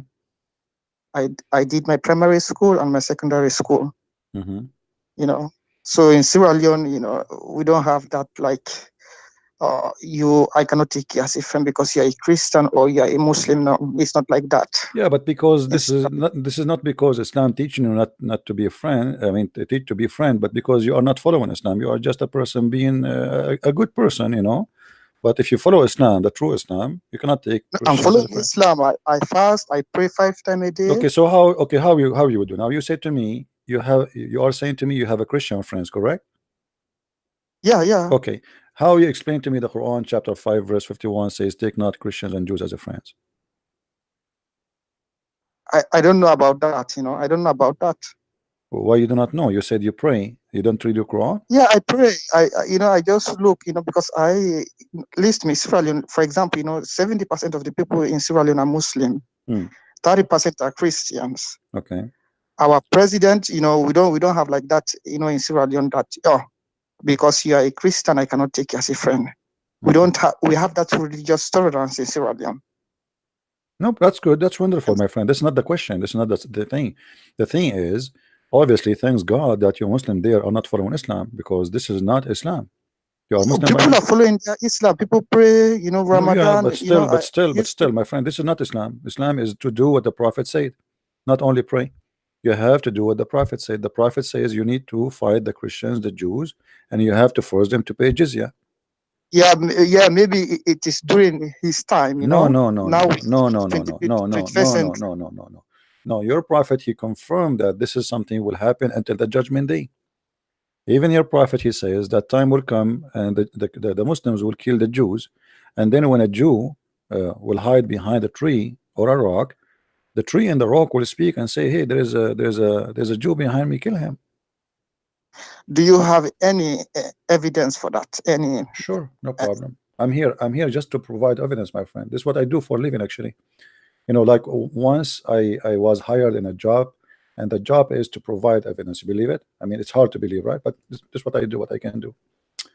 Okay, here we go.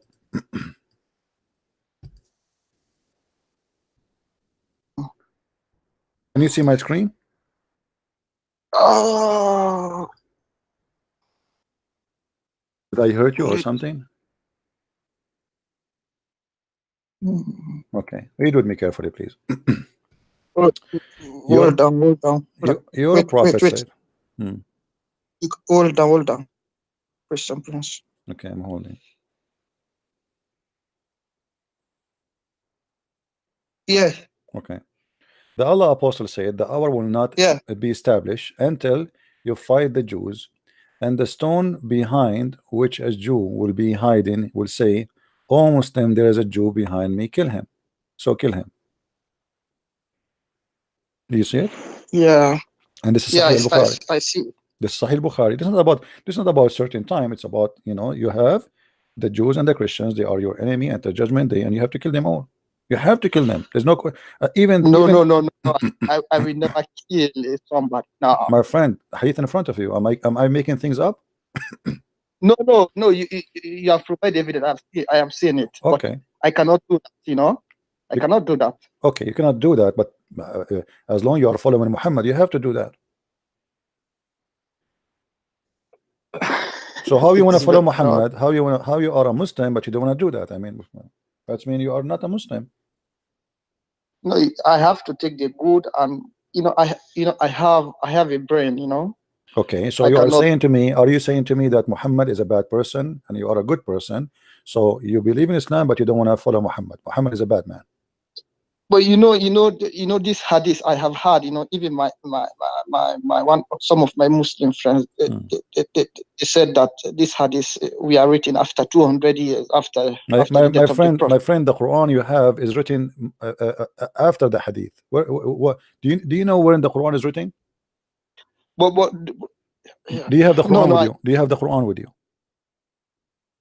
No, I don't have the Quran with me here. If you have the Quran in Arabic, there is a page. It's called page A. Page A. It says هذا القرآن قد سطر or كتب according to, it's written or made according to the recitation of Hafs, according to recitation of Asim, according to Muhammad. It is a recitation, my friend. It's not even a book. You don't have a book. So if you will not accept the hadith for it's written 200 years, 260 years after Muhammad, then you should not accept the Quran, because the Quran is the same. Muhammad never left a book for you. You don't have the book of Uthman. Where is the book of Uthman? You don't have. You have recitation. People claim that this is a recitation of Uthman. And not only that, the Muslims accuse Hafs, the one you recite the Quran from him, to be a fraud. This is why all the hadith of Hafs is rejected. How you accuse the guy to be a fraud and he is a liar to the point we cannot accept his hadith, but you accept his Quran? So you have no hadith, you have no Quran, you have nothing. It's the same. And by the way, in case you do not know, maybe you do not know that the Quran is a hadith. Don't you know that? I don't know. I don't know about that. Yeah, the Quran, my friend. I have to ask my Imam. Why you don't ask your Imam to call me, my friend? I will do that. I will do that. All right. I will, because I will tell him. Yeah, because I don't have the knowledge to answer your. When you are talking to answer, I don't have that knowledge. I would like to encourage you to ask all the Imams in your country to call me, so we can have a nice conversation with people who knows what they are talking about. And I have a surprise for you, that you will notice right away that the Imam who claimed to be an Imam, he do not know what he's talking about. You want to bet? I assure you from now, before your Imam call, I don't even know who is he. You yourself, you will see that the one who claimed to be a sheikh, he know nothing. You have no idea. Then I had yesterday. I listened to your program, and I heard that you said that Muhammad was a racist. I said what? Muhammad, the prophet, was. He doesn't like black people.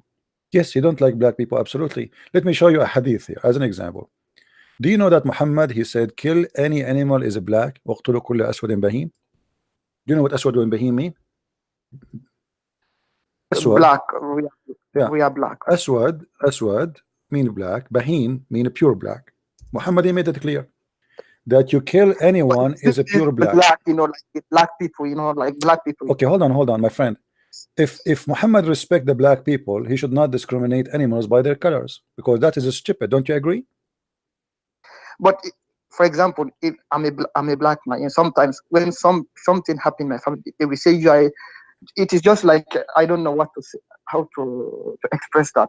They will say like you are the black sheep in our family. It doesn't mean that. No. This is not about I know this is like a language thing, but here it's about a really black. This is not a metaphorical meaning, my friend. Read with me. He says here as an example, Allah apostle order us to kill the dogs, and we carried out the orders. Muhammad, he hate dogs, and the reason for that is very simple to explain. Dogs, they can sense a bad person. They have a special energy. They can sense you. So Muhammad, he hate dogs. There's no question about that. He ordered them to kill all the dogs. People, they start complaining. that we need dogs. We cannot live without dogs. Remember, I mean, we are talking about Muhammad who lived 1400 years ago, right? Even Yeah. now, if you live in the desert, you need a dog for protection, for your animals, for you, correct? You cannot live without a dog. Yeah. So Exactly. when he ordered them to kill the dog, this was a crazy order, mad order. Cannot be an order from a man. He have a brain, but because he hate them, always when they see him, they go crazy. So he ordered to kill the dogs, and then the Muslim, they start carrying out the killing. But the woman, she complained that I have a garden, you know, he guard my house. Why you want to kill my dogs?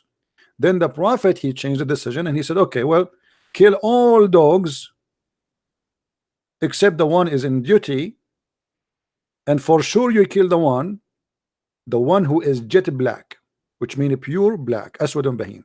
Do you see it in the front of your screen? Yeah. Okay. What kind? And look what he said. He said it is the devil. Do you agree that the black dog is the devil? No. Okay, so Muhammad cannot be a prophet, then he's lying. Because you being black, I am being white, does not make you devil, does not make you make me an angel. Right? Yeah, I know. Okay. Yeah. So you as an African person, Islam is the last religion to be considered for you. I mean, this is the most disgusting racist religion. How you can believe in that? If Muhammad is the one who says this, and it's confirmed to be sahih, how you can believe that this guy is a prophet of God? He cannot be. What kind of a prophet of God he says such a thing? He's a pure, you know, I mean, okay, you see dogs, if the dog is a bad dog, kill him. There's dogs who they are sick, we kill them, right? Any animal, it doesn't matter what animal is, if he is a harmful, dangerous, you know, he is a risk, you know, his existence, okay, we kill him, no problem. But just to kill him just because he is a dog and he is a black, I mean, they ask Muhammad, like the narrator report that like someone asked, okay, what is the difference between a black dog and yellow dog and white dog? He said the black dog is the devil. That's crazy. And there's no way. Do you shout, Mr. Prince? Do I what? Do you shout that the Prophet said that? Okay, let me show you. Here we go. Okay, hold on. Here we go. Do you see a hadith in front of you? This is Sahih Muslim. This is authentic hadith. Is it Bukhari? It is Sahih Muslim. I can show. I can look for different sources. No problem. This is Sahih Muslim, which is equal to Al-Bukhari anyway. The Messenger of Allah said, when any one of you sins for prayer and there is a thing between him equal to the black to the back of the sandal that covers him, in the case there is not before him, all this word mean nothing, then he says, he claimed that there's things will disturb your prayer, and he claimed it is a dog, it is a donkey, and it is a woman. And look what he says. He said, your prayer will be cut off by passing of an ass, a woman, and black dog. And imagine Muhammad is considering women equal to dogs and donkeys. Do you want that to your mother, my friend? With my respect to her, do you accept that? No. See, this is not cannot be a prophet of God. Why my mother is equal to a dog and a donkey? No way. My mother, the one who brought me to life, the one who take care of me, she is between a dog and a donkey, and she's equal to them. She's an animal. That's what he's saying. And then he said, I said, oh Abu Dhar, what feature is there in the black dog which distinguish it from the red dog and the yellow dog? He said, oh son of my brother, I ask Messenger of Allah as you are asking me, which means the same question, what distinguishes the yellow dog or the white dog from red dog or yellow dog from the black dog? He said, and he said the black dog is a devil. Do you see it? Yeah. I'm not making things up. What kind of a prophet you would say that? Yeah. I have heard your side. I'm gonna ask my imam, so anything I will get back onto you. All right, my friend. I am happy to hear you. You are a very nice person, gentleman, and I'm sure you are from a good family. I can tell. I can feel it in your voice. I feel energy of people. You are from a nice family and from good people too. And I am so happy that you're in your country. You don't discriminate with people because of their religion. Oh. I encourage you to stay this way. and not to listen to Muhammad, because the second you start listening to Muhammad, you will be an evil person, I guarantee you. Right now you are just a Muslim by name. You think that if you pray to Allah you are a Muslim. You are not. You are not, because Muhammad, Islam is something, and what many people think or do is something else. They think they are. You see, the only true Islam in the world is either Al-Qaeda, ISIS, Taliban, Saudi Arabia. The rest are not. Even Saudi Arabia is not practicing, maybe let us say 70% of the true Islam. When you see a Muslim, he don't mind to give equal right to non-Muslims, that's against Islam. The Quran says that, not the Hadith. You know, it's all over. I have a question again. Sure. I watched. Have you watched this? The Quranic Geography by Dan Gibson. Have you watched that? I don't know, what are you talking about? I don't have time really to watch things. I watched one documentary about no. Are you Let's forget talking about about the person who said that the Kaaba is not the Kaaba, it is in Petra? Yeah, precise, exactly. Well, it's very Have you watched possible, that by the way. documentary? It's very possible. In the beginning, actually, me myself, I reject that. I made even a video about it. I reject what he was saying because I heard it from different person. I heard it from a person, his name is Jay Smith, but he did not present it in the correct way. Or let us say he have a summaries of the presentation. He did not give all the information. So in the beginning, I rejected that. But then after thinking carefully, the guy, he is making a lot of sense. And actually, if you go right now in the Quran, what is the name of Mecca, my friend? What? What is the name of Mecca? It's funny to say to you that, right? What is the name of Mecca? You will say to me, it's Mecca, right? Yeah, yeah. You see, there is a temple exists in Yemen. It's called the Temple of Makkah. Makkah. Makkah is simply, you see, you remember the Muslim, they say to you that the Arab, the Quran came in 7 letters. Yeah. Okay, what does that mean? It's mean like in this dialect, let us say I say K, you say Qa. You know what I mean? So Makkah became Mecca. You know what I mean? It's exactly the same word, same letter. So, but it's just a way to pronounce it. So Makkah is not the Mecca, obviously, the one the Muslims they have now. It is the temple of Makkah, which is the temple of the moon. It is in Yemen, and this was one of the biggest temple exist in the Middle East, and it was built by the Sabian. The Sabian, they claim that they were able to convert all this territory into Sabian, including even the Pharaoh. They believe he was a Sabian. So the temple, this is why if you go to the Kaaba, you will see they have a corner in the Kaaba. It's called the Yemeni corner. Have you ever heard of that? Yeah, I have. Yeah, okay. I have heard of if you look at the Yemeni corner, let me see if I can find some pictures for you so you can look with me.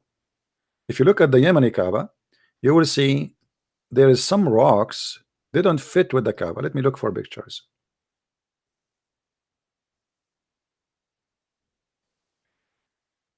الركن اليماني.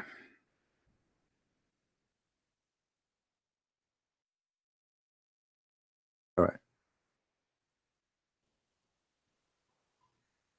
Okay, this is a Rukn al-Yamani. Let me show it to you on the screen so you can see with me, my friend. By the way, I'm really happy to talk to you. I love really people from Africa. I believe they are wonderful people, and they face a lot of discrimination for no real reason. It's just people, they've been taught to discriminate each other through history. Look with me on the screen, my friend. Do you see this? Do you see the corner? Yeah. Okay. You will notice that there is some rocks, they don't fit with the rest of the rocks in the color too. This is called the Yemeni corner. The Yemeni corner. Why it's called Yemeni? Yemeni mean Yemen. Simply when they build, if you go and read history, you will find that the Arab, they have at least 26 Kaaba in the Arabian Peninsula. 26, not one. Every town they have a Kaaba. And when they build the Kaaba, I don't know if you heard, like some Christians, when they want to build a church, they bring a bones of somebody they consider to be saint, which means a very good man. good Christian who gave his life to God. So they bring his bones and they build in the top of it. Here they are doing the same but different, because they are worshiping, they are stones people. So what they do, they bring stones from Yemen, from the temple of Al-Makkah, and they add it to the Kaaba. Why? Because people, they used to go to Al-Makkah, which is Mecca, to touch those stones. Those are holy stones. So now we bring the stones for you. You do not need to go there. It's like saying to you, okay, I'm going to carry the Kaaba and bring it to you if you live in Sierra Leone. You know what I mean? So why you want to go all the way to Saudi Arabia? Here we go, it's here in town. So they bring the stones from the temple of the moon, they place it there, and then people, they touch it, and that will make it legitimate for them. Here we go, the stones are coming from that temple. This is the biggest temple, but it's the same. As long as we have the stones here from the temple, that's fine. And this is why your prophet, he said that if you touch this corner and you touch the black stone, which is the vagina stone, if you touch them both, Allah erase your sin. You know that? This is my first time hearing that, Christian Prince. Well, when you talk to Christian Prince, you will learn a lot, my friend. What I can do. Just have some tea with me and you will learn something, a lot of things, I guarantee you. You know, everywhere I go, wherever I go, it doesn't matter I'm talking about what or who, the people, they will say to me the same. This is the first time I hear this is the first time I you know, etc. So it's not new for me, but this is not the problem, right? The problem is they told you that Muhammad, he is a person who worshiped God, but yet he believed that black stones and the Yemeni corner, which is from the temple of Makkah, if you touch them, your sin is forgiven. Do you see the hadith? Yeah, Okay. What is the name of that hadith? Is it Sahih Muslim or this Sahih one is Bukhari? Hassan, but we can show you more reference, no problem. I mean, this is Sunan. I'm gonna take it to my. This is Sunan al-Nasa'i, hadith number 2919, and this is the hadith. Muhammad is saying clearly that if you wipe your hands over those rocks, Allah, so it doesn't say even Allah, your sin is forgiven, and you have to circumambulate around it 7 times. I mean, obviously this is fiction, right? 7 times. What will happen if I circulate around the Kaaba 7 times and touch the stone? My sin is forgiven. That's madness, right? How they told you that Islam is not a pagan religion and Muhammad, he destroyed the idols, but yet he kisses stones, he believes in stones, and he believes touching stones will forgive your sin. Yeah, man. As I said, I'm gonna go on now. Yeah. My friend, I invite you to think about my offer for you. Is to leave Islam. Islam is not from God. Islam is a false cult. Nothing in this religion. I'm gonna think about it. I'm gonna try to verify it to my, All right, my friend. I'm gonna take everything that you have said. No, my friend. I'm gonna take my it friend, to I encourage you to verify everything I say to you. But as you see, I'm showing it in the screen. This is not my website. This is a Muslim website. No? This is Sunnah.com. This is Sunnah.com. This is not my website. This is a very Muslim Sunni website paid by the Muslims, right? And you can check the books. I will be happy, my friend. I will be happy that you learn from me. Thank you for talking to me. You're welcome. I will be happy to see you making a right decision, that this is not a religion for you. And I will be happy to hear from you next time, calling me and confirming that everything I said, it was true. And I have a challenge for the Muslims to call me and say to me, you did lie. It's a challenge. I will take him. I will make. He will come and talk to you. All right, my friend. I have. Happy to have you. Thank you very much, Christian. I'm gonna call it Christian King. King now, no Christian Prince. Christian King. Okay, no, we have one king, my friend. I'm the king. You see, I am a prince because I have the name of Christ, which means I am a Christian prince. By him, I am a prince. I am a child of God. So I don't want to be king. The only king is our Lord, the Messiah. He is the King of Kings. And look what Muhammad, your prophet, he said about the King of Kings. He knew that the Christian believe in Jesus to be the King of Kings. Muhammad, he said that the most name Allah he hate is the one who call himself King of Kings, which means Allah he hate Jesus. Read with me carefully. Sahih al-Bukhari, I heard Allah Apostle saying, Allah will hold the whole earth and he will say he is the King of Kings. But then he says, so Allah claimed that he is the King of Kings, which means he claimed to be Jesus. All right. And then the most name he hate is the one who call himself King of King. Let us see.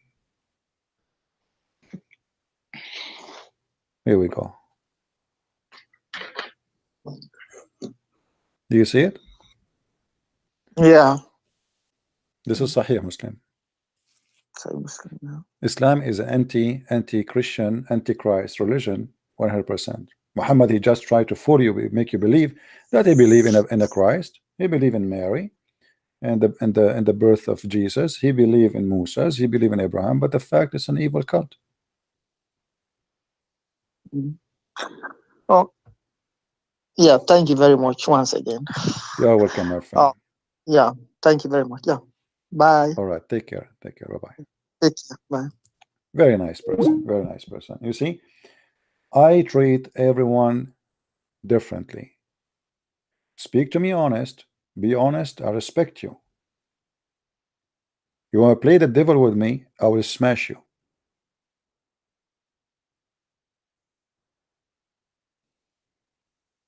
You will never win with me when you lie.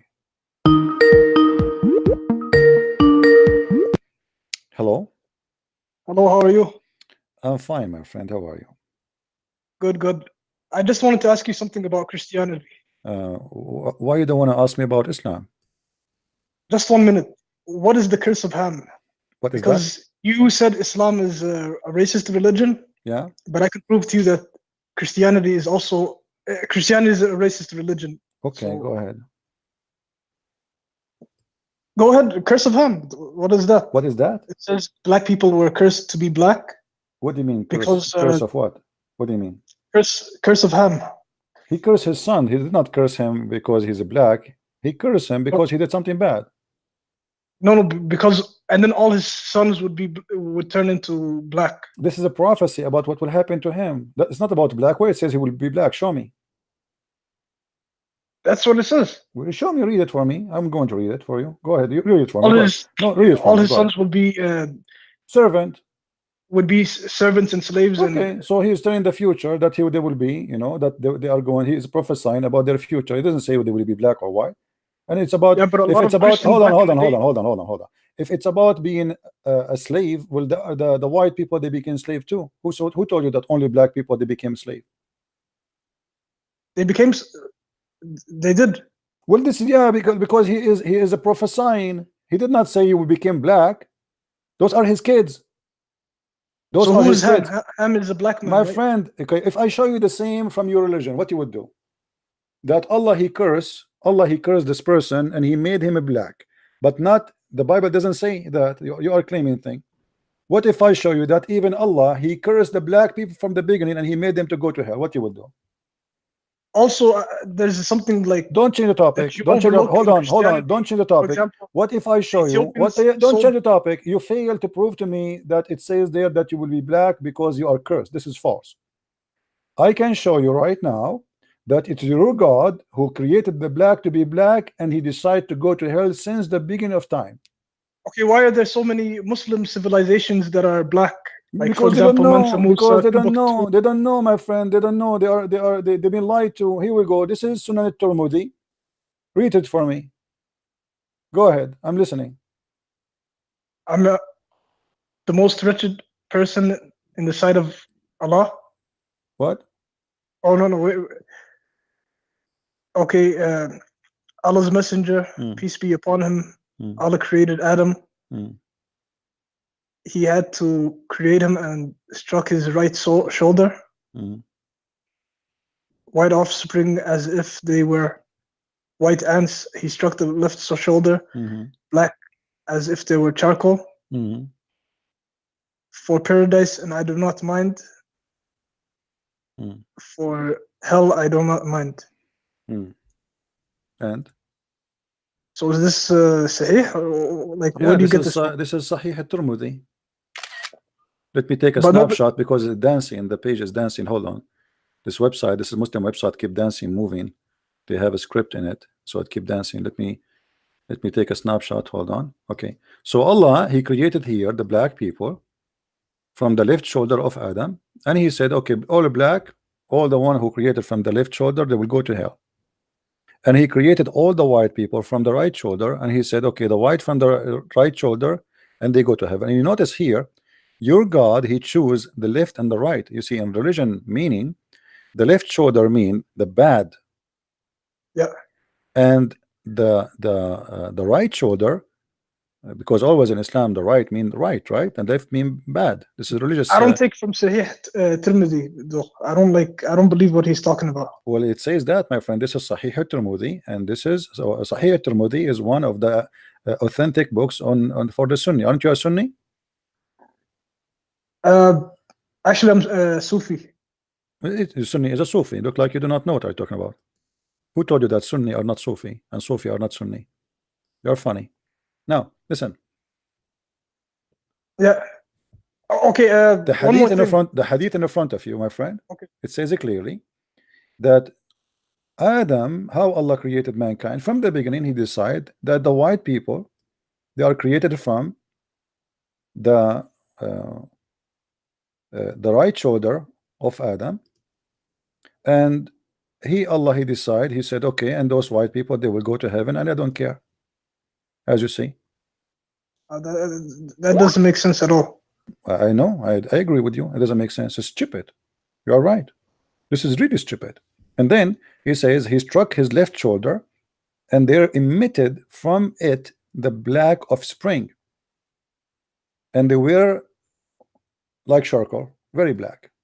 Then He said, those who had been emitted from the right shoulder go to paradise, which mean all the white people who they are like white ants, as you see here. You know, He described them as white ants, very white. And I don't care, I don't mind. Then He said, and those who they are from the left shoulder, emitted from the left shoulder, they go to hell, and I don't mind. So why did Allah's messenger say also that Bilal is going to heaven, and he's like, he's fooling him, you know? Okay, hold on. You see, Muslim, they keep saying the same. If Muhammad is a good man, do you think Muhammad, he will keep Bilal as a slave?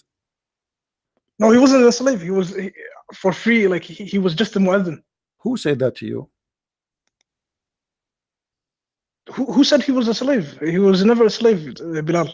My friend, all his life is he's being a slave, and Muhammad, he died and still he's a slave. To the point, after the death of Muhammad, Bilal, he keep coming to Abu Bakr and keep saying to him, if you bought me for the sake of Allah, well, release me for the sake of Allah. If you bought me for the sake of you, will keep me for the sake of you. Which one you bought me for? So my friend, they lied to you. Muhammad did not release Bilal. Bilal, he was begging for his freedom. They lied to him. They told him, you will go to heaven. Okay, what I will do with heaven? Give me freedom now. Do you see a black orphanage? My friend, do you see the hadith? This is Sahih al-Bukhari. Okay, yeah. Do you see the Sahih al-Bukhari? If you have bought me for yourself, but if you bought me for Allah's sake, you leave me. The guy is a freed slave. Okay. He's a freed slave. He's not. He's begging for it. If he is free, he will not say that. So they lied to him. They lied to him. They told him. They told him you will go to heaven. You will, etc. Okay, let me go to heaven. Here we go. You know, but how come you don't free me? Do Muhammad own slaves? Because he was, my friend. How many slaves your prophet he owned? There's no. Married the Copt and all that. Like, I don't know, like maybe a few. Why he owned them if he is against slavery? Let us say few. Let us say only 15 or 50 or 70. Why he owned them? Why he don't let them go? He did. He married the slaves. Who? Like who? He married the Copt. He never married her. He never married her. Sophia. My friend, Safiya, he raped her, he killed her husband, he took her in the spot, he raped her in the tent before even they leave the town. No. Okay, you want to challenge me? Are you willing to challenge me? If I show it to you, are you willing to leave Islam? I wanted to get into another thing. Like No, don't jump. I don't like to jump. No. I like, if I say, if we are adult, we are men, we are not a bunch of kids. You lied though. Like you lied about history one time. Like I saw you lying about history, so I just wanted to correct you on one topic. You can correct me after we finish this. If I show you that your prophet, he did rape Safiya, what you will do? Okay, let me correct that first, and we can get into that. Okay, correct. Go ahead. Guys, he's going to correct me. Take a note. Okay. Ethiopia is a Christian civilization, right? Before Islam. Yeah. Ethiopia was a Christian civilization, and they used to sell slaves from like minority tribes in Ethiopia to the Arabs. And so does Christianity allow that? Like to my sell friend, slaves? let me help you more. Let me help you more. About 100 years ago. Hold on. They were captive. Hold on. About 100 years ago, maybe 150. Here in America, I live in America, people, they used to own slaves. But what does this have to do with teaching of Jesus? Show me where Jesus, he owned a slave. He did not. Show me where Peter, he owned a slave. Show me where Luke, he owned a slave. My friend, you're a prophet. He raped, he killed, he tortured, he kidnapped people, he asked for ransom. Don't say to me this is Christianity. Jesus himself, he never even owned a donkey, not a slave. Islam is against. My friend, where it says Islam is against slavery? Where it says go and kill them and kidnap them or rape them? They're captive, not. Okay, captive. So who you would go? So if they are captive, okay, hold on. Are you saying to me in Islam you can own slaves only if they are captives? Only as a captive. Okay, so who is Mary the Copt? She was a captive? Yeah, she was a captive. Are you sure? My friend, Mary the Copt and a bunch of Egyptian slaves were a gift from the ruler of Egypt to your prophet, and he accepted, and he raped them, and he enslaved them, and he never freed them. Oh, he didn't rape them. He didn't. Islam is against that. Prove it to me. Okay, prove it to me. Okay, I'm listening to you. You said you want to get me busted. I am here to get busted. In Sharia law, like even the rape is supposed to be killed. Really? Okay, show me the punishment of rape in the Quran. Go ahead. What do you mean, like? Show me the punishment. Show me the punishment of rape in the Quran. I'm not a scholar, but like I'll look into it. I'll look into it. You are the scholar. Okay, suddenly you are the scholar. You called me to get me busted, but now you are the scholar. Look, let me ask you. There is, there is a way for you to present Islam to me in a good way, and I will give you a chance. What is the proof that Islam is coming from the true God? What is the proof? Yeah, how you can prove to me? You see, I don't want to ask you about bad things about Islam. I want to give you a chance to prove to me that Muhammad was a prophet and Islam is from the true God. Forget about all the bad things we mentioned. Yeah. But how you can prove that to me? Go ahead. Okay, when you practice Islam, you feel at peace. Is that why? Is that why in Pakistan today a suicide bomber, he killed more than 50 to 60 people? He's not a real Muslim. Look like this guy. He did not get the real electricity. You are getting the real electricity. Islam is against suicide too. Okay, my friend, was Uthman ibn Affan a real Muslim? Uthman ibn Affan. Yeah, of course. So why the Muslims killed him? They were Khawarij. You don't know what Khawarij is? I thought Muslims, the second you are a Muslim, okay, hold on. How many of the caliphate were killed? How many of the caliphs? Many. Okay. Umar, Uthman, Ali, most of them. Okay. You are a Muslim Sunni, correct? I guess so, yeah. All right. I don't like to label myself. No problem. You Muslim Sunni, you follow the family of Muawiyah, Abu Sufyan. The family of Muawiyah, are they true Muslims? They're not. They were Nasibis. They were against. They used to curse at Ali and. Ah, so you are a Shia. No, I'm not. So why you are calling them Nasibi? Because I follow the true Islam. I don't like to follow label. I don't like to labelize myself. Okay, was Ali a true Muslim? Yeah, he was. Did Ali burn Muslims? Yeah. Why he burned Muslim if he is a true Muslim? Because one of them said he was God. So you burn him alive? He said Ali was a god. So okay, it's not about a person. He burned a tribe or something like that with a huge number of people. He burned them alive. Why? Is that a true Islam? Because they say to me that when ISIS they are burning people, this is not a true Islam. So Ali, he burned people by accident, out of anger. By accident. He was not a good Muslim at that time. He was just angry. Okay. People make mistakes. It's a mistake. Okay. Did your prophet say that if you don't come to pray on Friday, I'm always going to order? He ordered his men to bring wood and burn people inside their houses. It was a figure of speech. No. It was like, my friend, you know, like how you get angry and then you say something. Friend. Okay, you prove it to me. It was a figure of speech. Go ahead, I'm listening. Because they never did that. They never. Yeah, but because he is making a threat, he will do it. He kill people. He slaughter people. He's a criminal. He do it. He will go. Ali, he did it. Okay, let us say Ali now he was angry.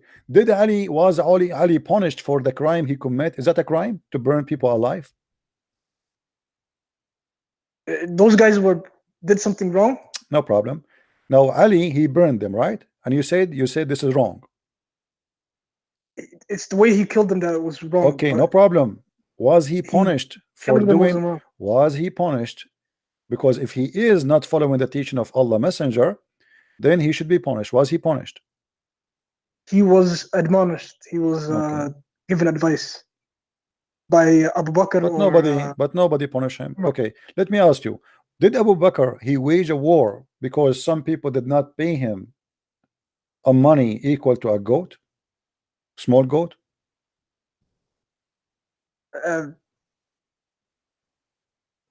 Abu Bakr. Yeah. Yeah.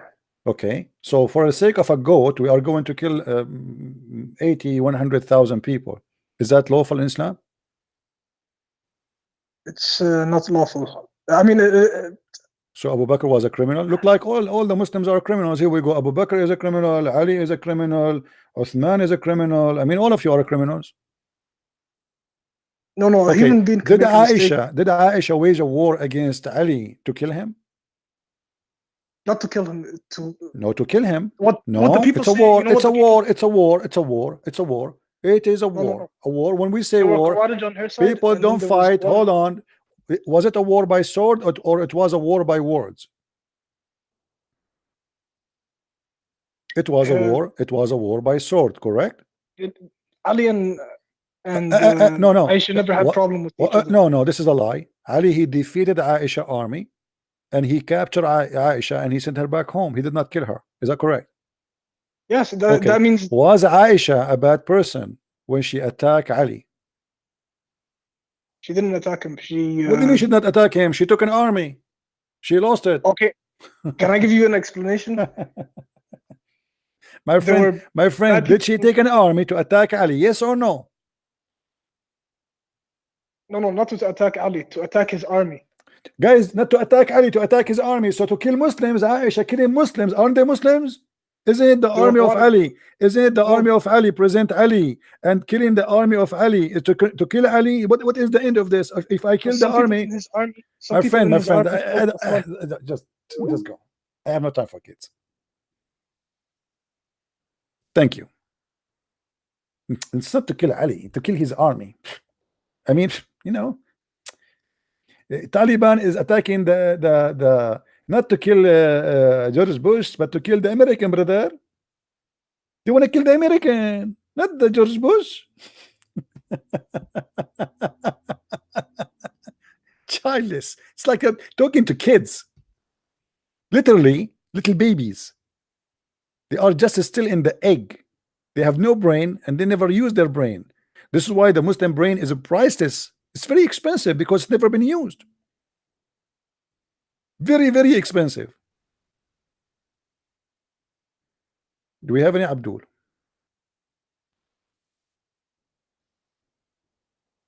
Very expensive brain, brother. We are the smartest people in the world. Our brain, 0 mileage, brand new. Still the wax on it. Since we have it until now, we never use it, brother.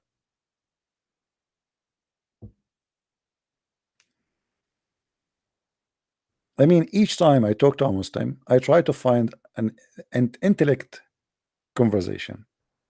I try to find somebody he want to use his brain. They don't want to use your brain. I mean, it's like a brain is going taking a nap, long nap.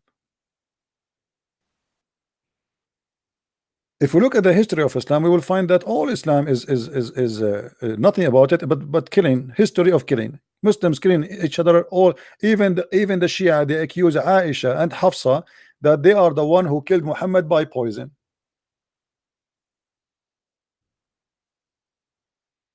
Why they say that? Muhammad he said that he was killed by poison. But Muhammad he think that the one who killed him by poison was the Jewish women. And this is Sahih al-Bukhari, as you see.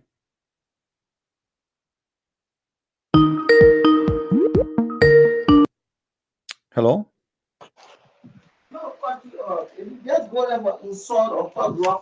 Hello? Hello? Yes, my friend. Hello? I hear you. Go ahead. Hello? Sorry? Yeah, good night. Good evening. Yeah, how you doing? I'm fine. Who are you a Muslim? Sure, I am. Okay. So what do you want to say to us, Mr. Muslim? Yeah, I called to tell you that if somebody come with a caution, you have to let them to ask a caution, and then you deal with it. But you don't have to be cutting them off. You know, sometimes these guys they got some bright ideas they want to share with you that yourself you can learn from. You understand? So I No, my would like friend, you to let I them. speak. Don't tell me how to talk to people. That's number one. It's not polite of you. If you don't like the way I talk, don't call me. Secondly, I give the Muslim a chance to talk to me for at least 30 minutes. If that is not enough for you to talk, you tell me who is in the world he is doing live broadcast or even radio or etc. He will give you. You call him live on air and he give you 30 or an hour to talk, and then you complain because I cut you off. No, not that. You Okay. don't even give people, because I called you before, you don't give people even a minute to talk. That's a And lie. secondly, That's a lie. you- That's a lie. That's a secondly, lie. you tell us- That's a you lie. tell That us is a not to lie. jump That from is a topic to lie. topic, That is a lie. because If when you we go try- get no, you see, this is why I cut you off, because you are stupid and you are a kid. Don't call me again.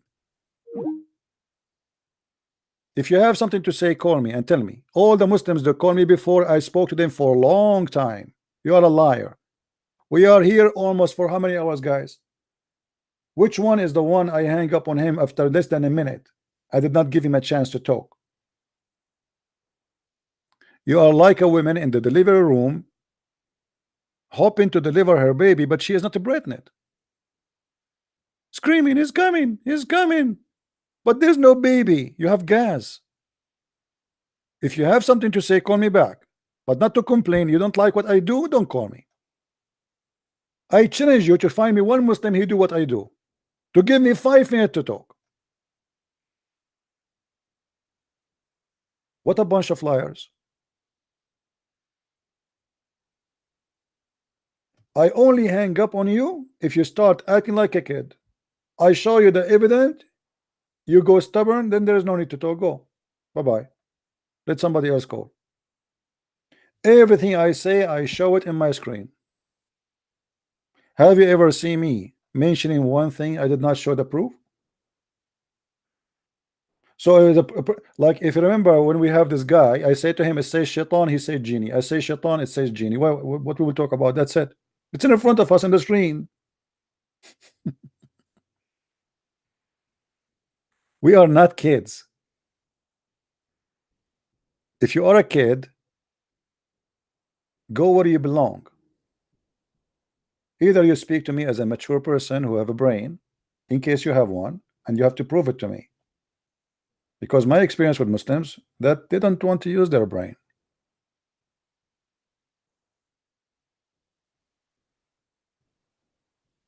I invite anyone who's a Muslim, after hearing us for all those hours, if you are convinced that Islam is a false religion, to call me and to denounce the devil, to accept the Messiah, and to refuse Muhammad. There is no way a person like this, he can be a prophet of God. And by the way, anyone notice what is the proof here that Jesus is God in this story? From the hadith in front of us, who noticed? Let us see who of you is really, he have a special let us say intellect. The story in the front of you have nothing to do with Jesus, correct? It does. Who want to tell me how this story proved to us that Jesus is the only true to follow him based on Islamic teaching? Anyone?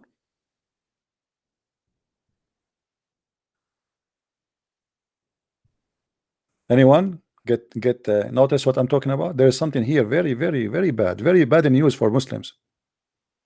Now hold on. You see, don't the Muslims, they say that Jesus, he was saved by Allah? Don't they say that? Is that correct? Okay. Why Allah want to save Jesus but he don't want to save Muhammad? Here we go, Muhammad dying by poison slowly, very painful death. At least in the cross, like in a few hours and you are dead. This person, he is suffering for 4 years of the poison he ate in Khaybar.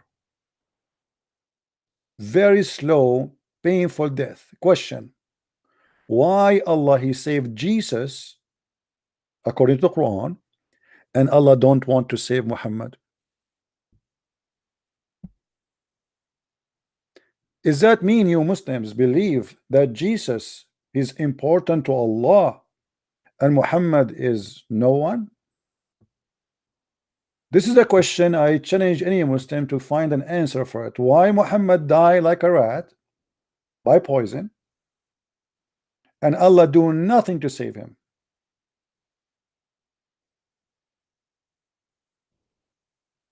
But yet Allah will never let Jesus to be tortured, and now he is in heaven alive for thousands of years, and now Muhammad is dead in the grave for thousands of years.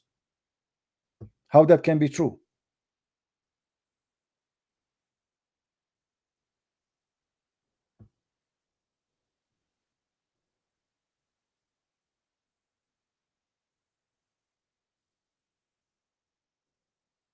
The proof that Jesus is the true one is in front of you Muslims.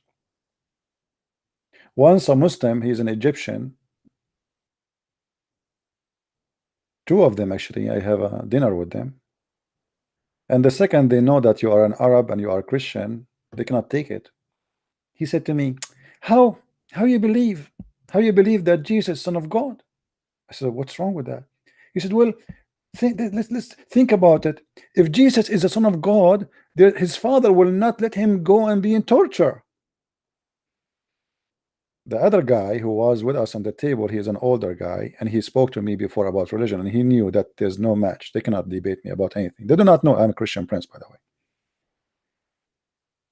I told him, you have a good point actually. Yeah. So you are saying if Jesus is Son of God, his father will not let him be tortured. He said, exactly, absolutely. You are getting my point, right? I said, yeah, you are right. I mean, this makes sense. Then I said to him, so you are saying that you Muslim believe that Jesus is the Son of God? He said, what? He said, because according to your religion and according to your logic, if Jesus is the Son of God, his father will save him. He said, yes. I said, well, Quran says that Allah he saved him. He said, what? He said, isn't it you the one who said to me, if Jesus is truly the Son of God, there's no way his father will let him to be humiliated, tortured, he will save him? He said, yeah. It's okay. That's wonderful. Is it the Quran says that this is exactly what happened?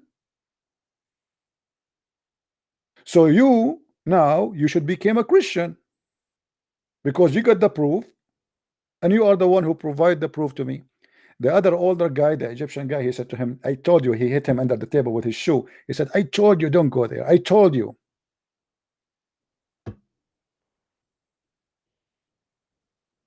They don't use their brain. I feel sometime when I talk to Muslims, I'm coming from different galaxy. They are a follower of people who believe that angels will be bothered by garlic. Hey, angel, I ate garlic today. Is that okay? No, we don't like garlic. Yeah, right. Garlic. We can defeat angels of God by garlic? Why? He is a vampire? Is he coming from Romania? Is he Dracula? I never heard of an angel of God. He is affected by garlic.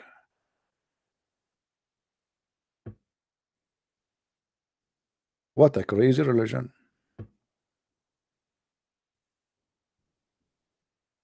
Who of you today ate garlic? I mean, come on, guys. Don't do that. Don't do that to the angels of God.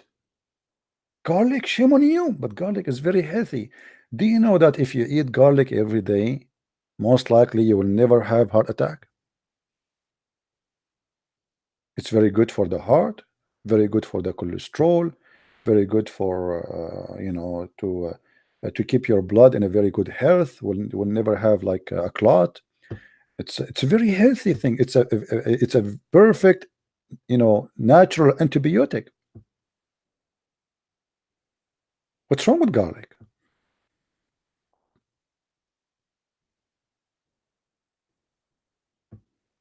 How I can be a Muslim?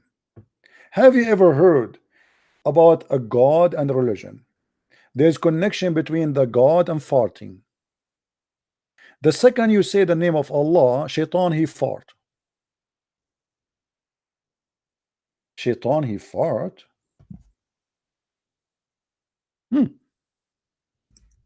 That's amazing. It must be true.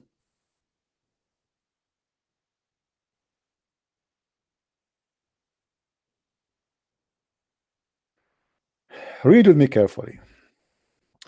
When Satan he hear the wisdom of Muhammad, look what Jesus he speak about, and look what Muhammad is talking about.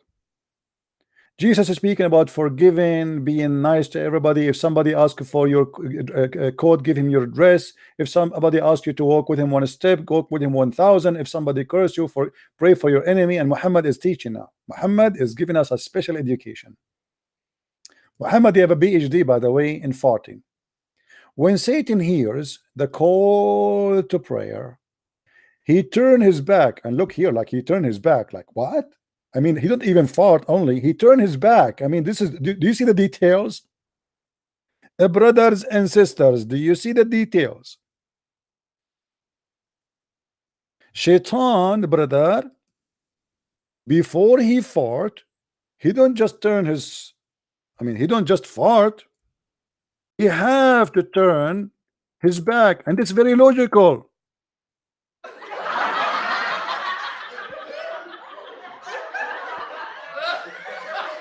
It must be true.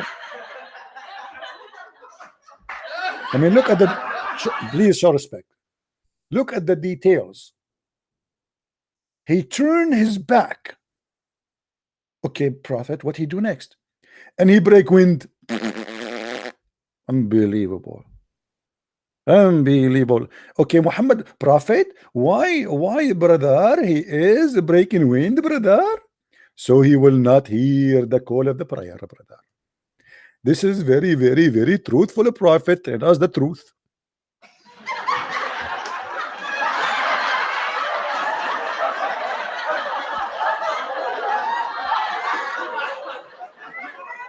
If you are not convinced that this is a prophet of God, I mean, here we go, the proof in front of you.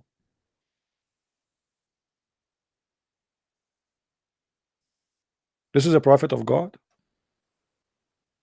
This is a prophet of God. This is the one you say he is the most intelligent, smart. I mean, this is really astonishing. This is too much.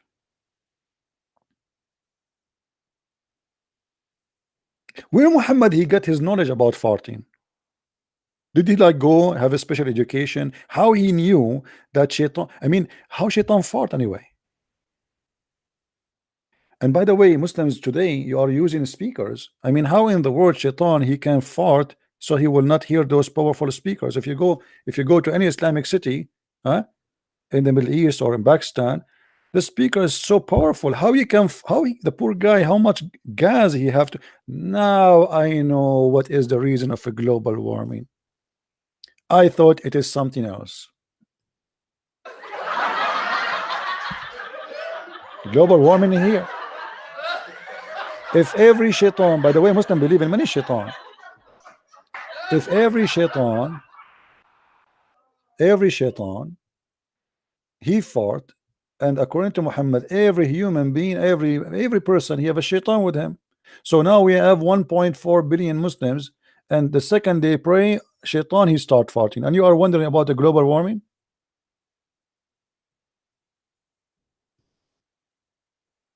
They are lying to us, saying it is cars, because they want to deny the science of the prophet. They don't want to tell us that the prophet is the first one who spoke about the global warming, and he warned us about it. Science.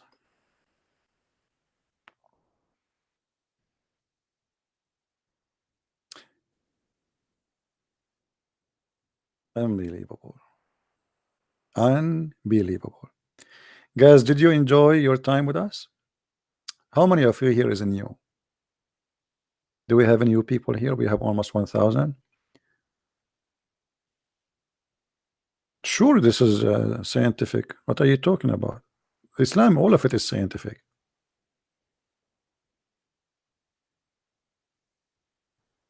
Okay, the new ones, don't forget please to subscribe and tell your friends about what we do here.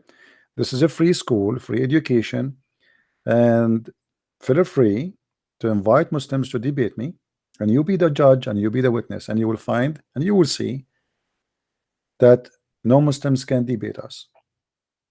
Not a single one. They cry and they fly, and possibly they fart too, but they cannot debate. As simple as that.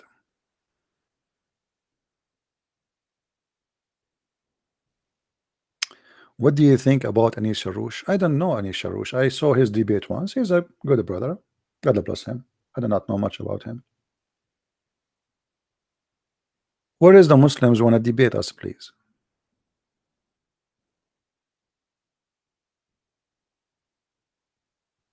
Muslims are not my friends. No, you see, myself, I have no problem to take Muslims as a friends. But the problem is, I know the Quran. Quran says they are prevented from being friends to us. Otherwise, I have no problem to take from all kind of people in the world, all religion in the world, to have friends. Why not? The Messiah, he ordered us to go and teach and preach, and you cannot preach to people if you believe them to be enemies. I don't want to take the Muslims as enemies. I don't hate the Muslims, and I will never hate them. Even Christ, he said, love your enemy. So we are not here to put the Muslims down. We are here to share the truth, and the one who share the truth with you, it's mean he loves you. The person who wants your death is the one who lied to you. Imagine you are in an island, and the island have a volcano, or let us say there's tsunami, and there's someone in the highway. He is giving details for people where they can escape, and he is giving them the wrong way where they will be drowned. We don't do that. We want the Muslim to be saved from the tsunami. It's coming. You believe in a false deity, false God, false prophet, teach you nothing but garbage. We risk our life to do what we are doing. This is not a funny joke for you. You think, maybe some of you think that we are a comedian here. We are not. It's very serious. People die because of it. A lot of people die every day. Go and check now how many people get killed in the name of Allah. Just today, a suicide attack in Pakistan. Against what? Against a mosque. Muslims killing Muslims, because this cult is dangerous. Put the seed of hate in the heart of people, so they go blind and they start killing, slaughtering even their own.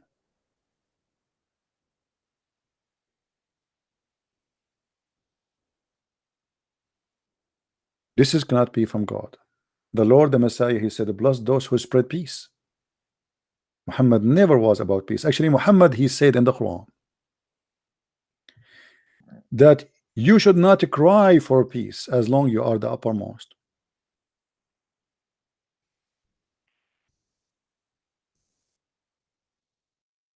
They say to you, Islam mean peace. This is one of the lies, by the way. I advise you to get my books. You can search on Amazon.com and you can find my books, which is going to show you what Islam mean, with the proofs and reference as usual.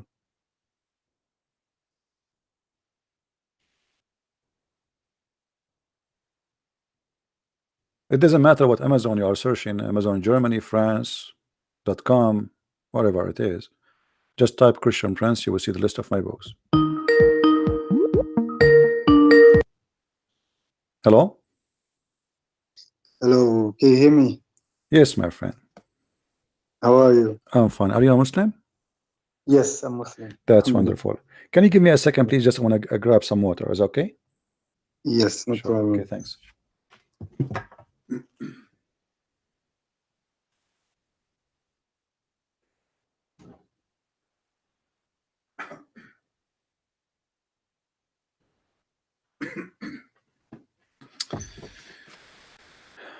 All right, my friend, go ahead. What do you want to say to us?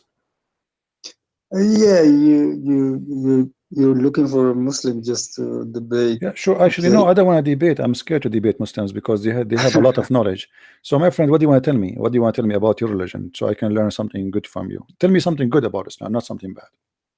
Okay, that's a good start. That's a good start. All right. Because I followed you recently, and to be honest, you seem to me a little bit too aggressive, to be honest. But okay, you start on a good tone. You want me to tell me about my religion.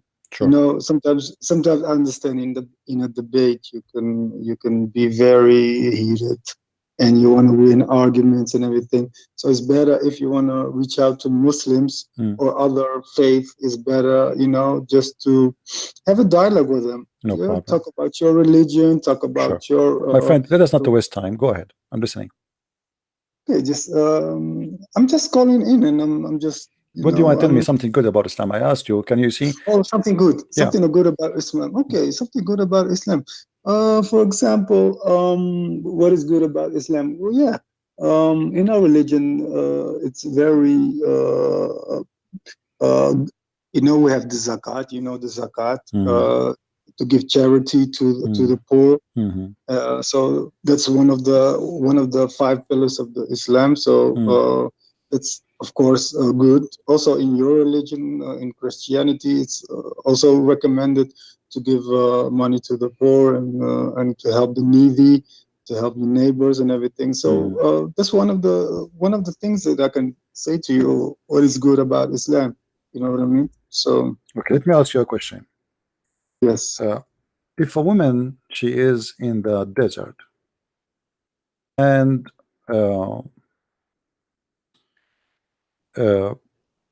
I am in my camel and I saw a woman, she is dying from hunger or thirst.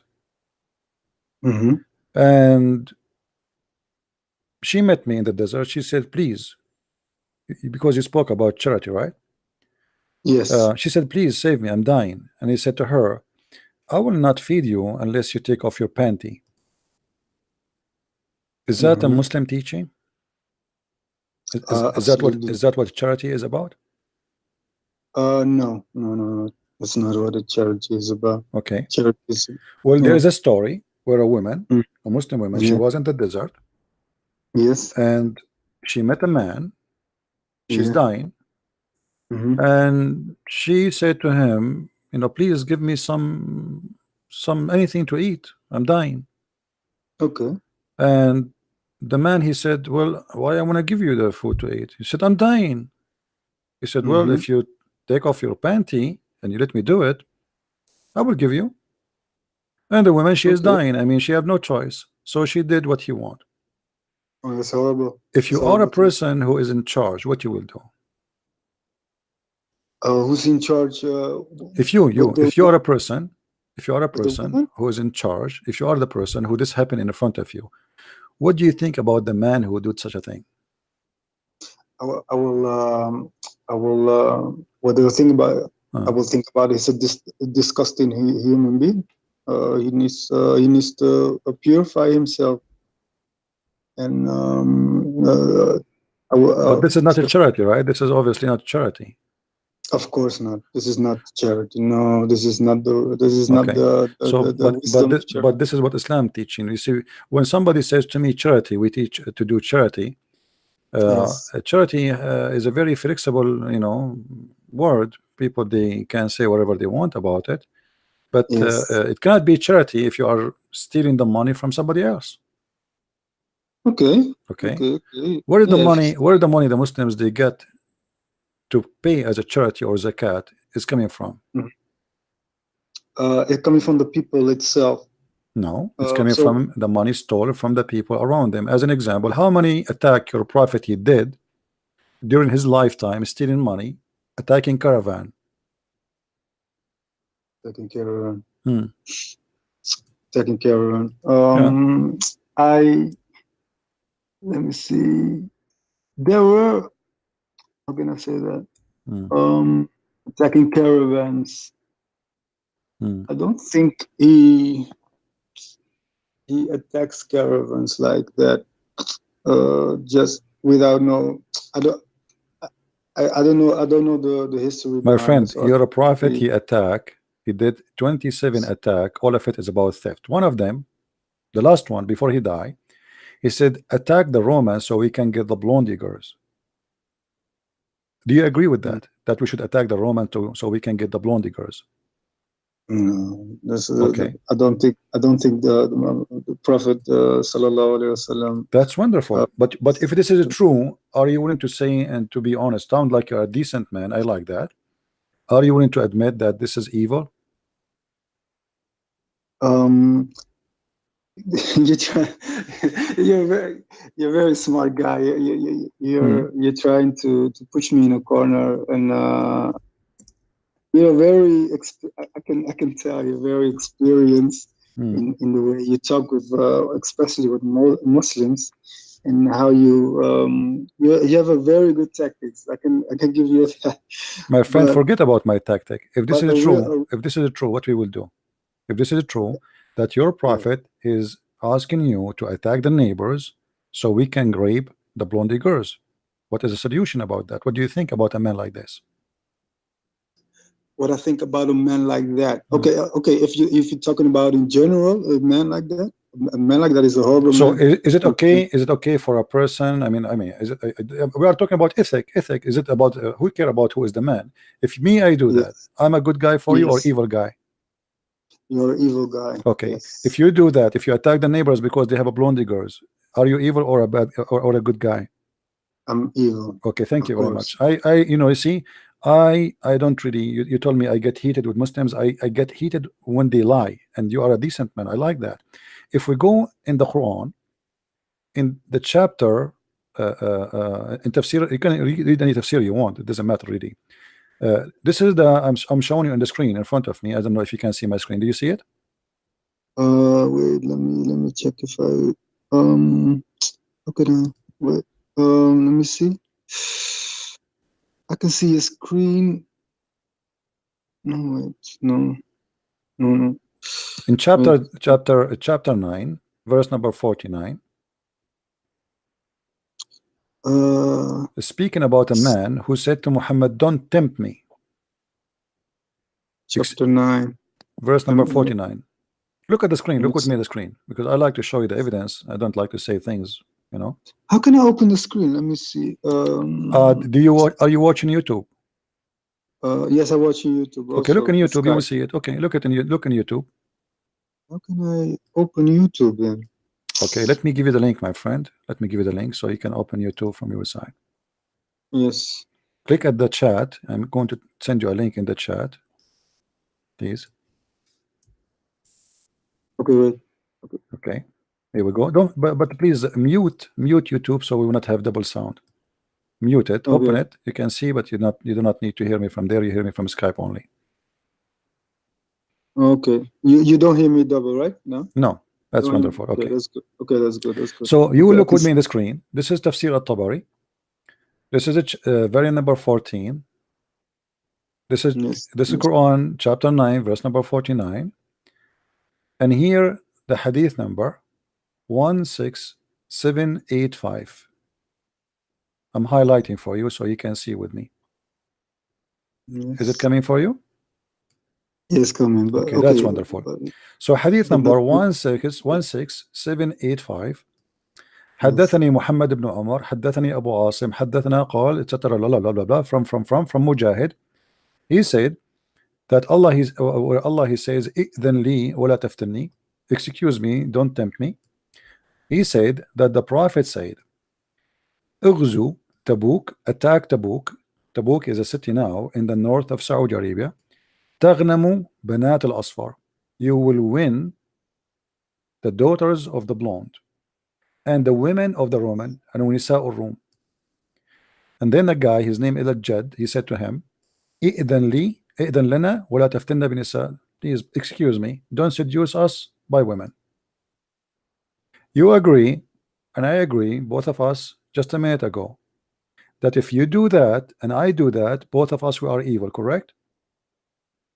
Yes, in general, yes. No, what in general? Here we go. There's nothing is called general and special. This is ethic. Ethic is not made for one band. Ethic is made as to be an ethic. So you're a prophet, he's a prophet of God, is asking you to attack the neighbor so we can get the blondie girls. What you want to say to your prophet after hearing this? What's the Quran verse? Let The me see Quran verse, chapter 9, verse number 49. Chapter 9, 49. Let me get my Quran. Let me get my Quran. And let me just open my Quran and then a second. Let me see. Chapter 9. Verse. Let me see. What's the Quran? Okay. 9:49, eh? Okay, let me see. Wait a minute. Okay. 49. Let me see. Give me a second. Thank you for your patience, because normally you don't have patience. Oh no, nobody have patience as much as I do. Trust me. I talk to Muslims for many hours. If you stay in my place, you will not have patience like me. 9:49. Tawbah, Surah Tawbah, right? Yeah. 49 is about. Okay, let me see for a second. A man, he said to him, don't put us in any trial, don't tempt us by women. Yes. Okay. And this is the interpretation made by you Muslims, not by me. Right. Okay, wait. Give me. Let me check the content.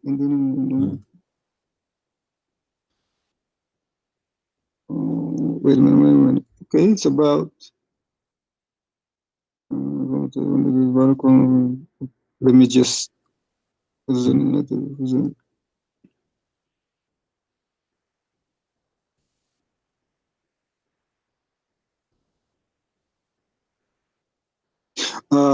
talking about, okay, there was a war, and now I see the context. There was a war, but some of the people just want to return, No, my friend, nobody attacked. There was no war yet. Muhammad now trying to convince them to go to war. He never have a war yet with the Roman yet. He's trying to convince them to go and attack the Roman, and he's telling them why. Attack and get the women, get the blondie girls. That's not here in the Quran. My friend, the interpretation, you see, I'm showing you your Islamic interpretation, not mine. I'm not the one who said that. And we can go to other interpretation, not only this. You see, do you know Arabic? Yeah, a little bit. Okay, that's wonderful. Does it say in front of you, or I'm lying? Does it say that in the front of your eyes? Look, the interpretation. Let me show you. There's a book. It's Nobody has called the final there's a book. interpretation. There's a book. It's called the Book of Asbab al-Nuzul. You heard of it? Yeah, I heard of All it. right. Yes. That's We will very go to the Book of Asbab al-Nuzul, chapter 9, verse number 49, and let us see. Yes. Asbab al-Nuzul mean the reason for the verses to come down. And this is a book made by you Muslims, not by me, so you cannot tell me I'm making things up. And it's in English, which is good. And by the way, I don't agree with any Muslim translation because, with my respect to you, they lie a lot when they translate. But we will use it because we have no choice. People don't understand Arabic, so we have to use a translation sometime. This is the book of Asbab al-Nuzul. It says, one of them who has says, grant me leave to stay home and tempt me not. So obviously Muhammad is trying to do what? Temptation. And you know the word temptation is evil. Do you agree? Tempt me not. That is Satan is the one who tempt, right? Yes. Okay. Satan, but Tempt about what? Let us see. Read with me carefully. This is because when the Messenger of Allah, bless him and give him peace, was preparing for the battle of Tabuk. You see, there is the war. He is asking them to go on for war. He said to him, "O Abu Wahab, would you not have scores the Byzantine women and men as a companions and servants?" Do you see it? And then he said to him, "O Messenger of Allah, my people know I am not very fond of women, and if I see women of the Byzantine," by the way, it doesn't say that of the Byzantine, it says the blondie, the blondie, Banatul Asfar, "I fear I will be hold back. So don't tempt me." But Muhammad is tempting me already. He says, attack them and get the blondie girls.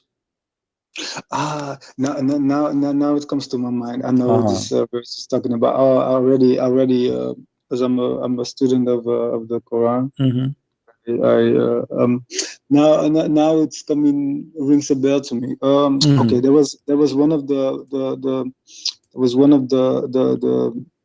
fighters in the team of Muhammad sallallahu alaihi wasallam, the Prophet, and he was, how can I say it? He was a hypocrite. So what he is trying to do, he's trying to make up an excuse because he had a lame excuse. So he went to the Prophet sallallahu alaihi wasallam and he said, there are many nice girls there, and maybe I would be tempted. My by friend, the girls. but it is your prophet. It's your prophet who said to him, attack the Roman and get the blondie girls. It's not the guy who mentioned the girls first. Your prophet said, attack the Roman and get the blondie girls. It's not the guy who said that as an excuse. It's your prophet who said, attack the Roman and get the blondie girls. But okay, if I look at the verse 49, it says in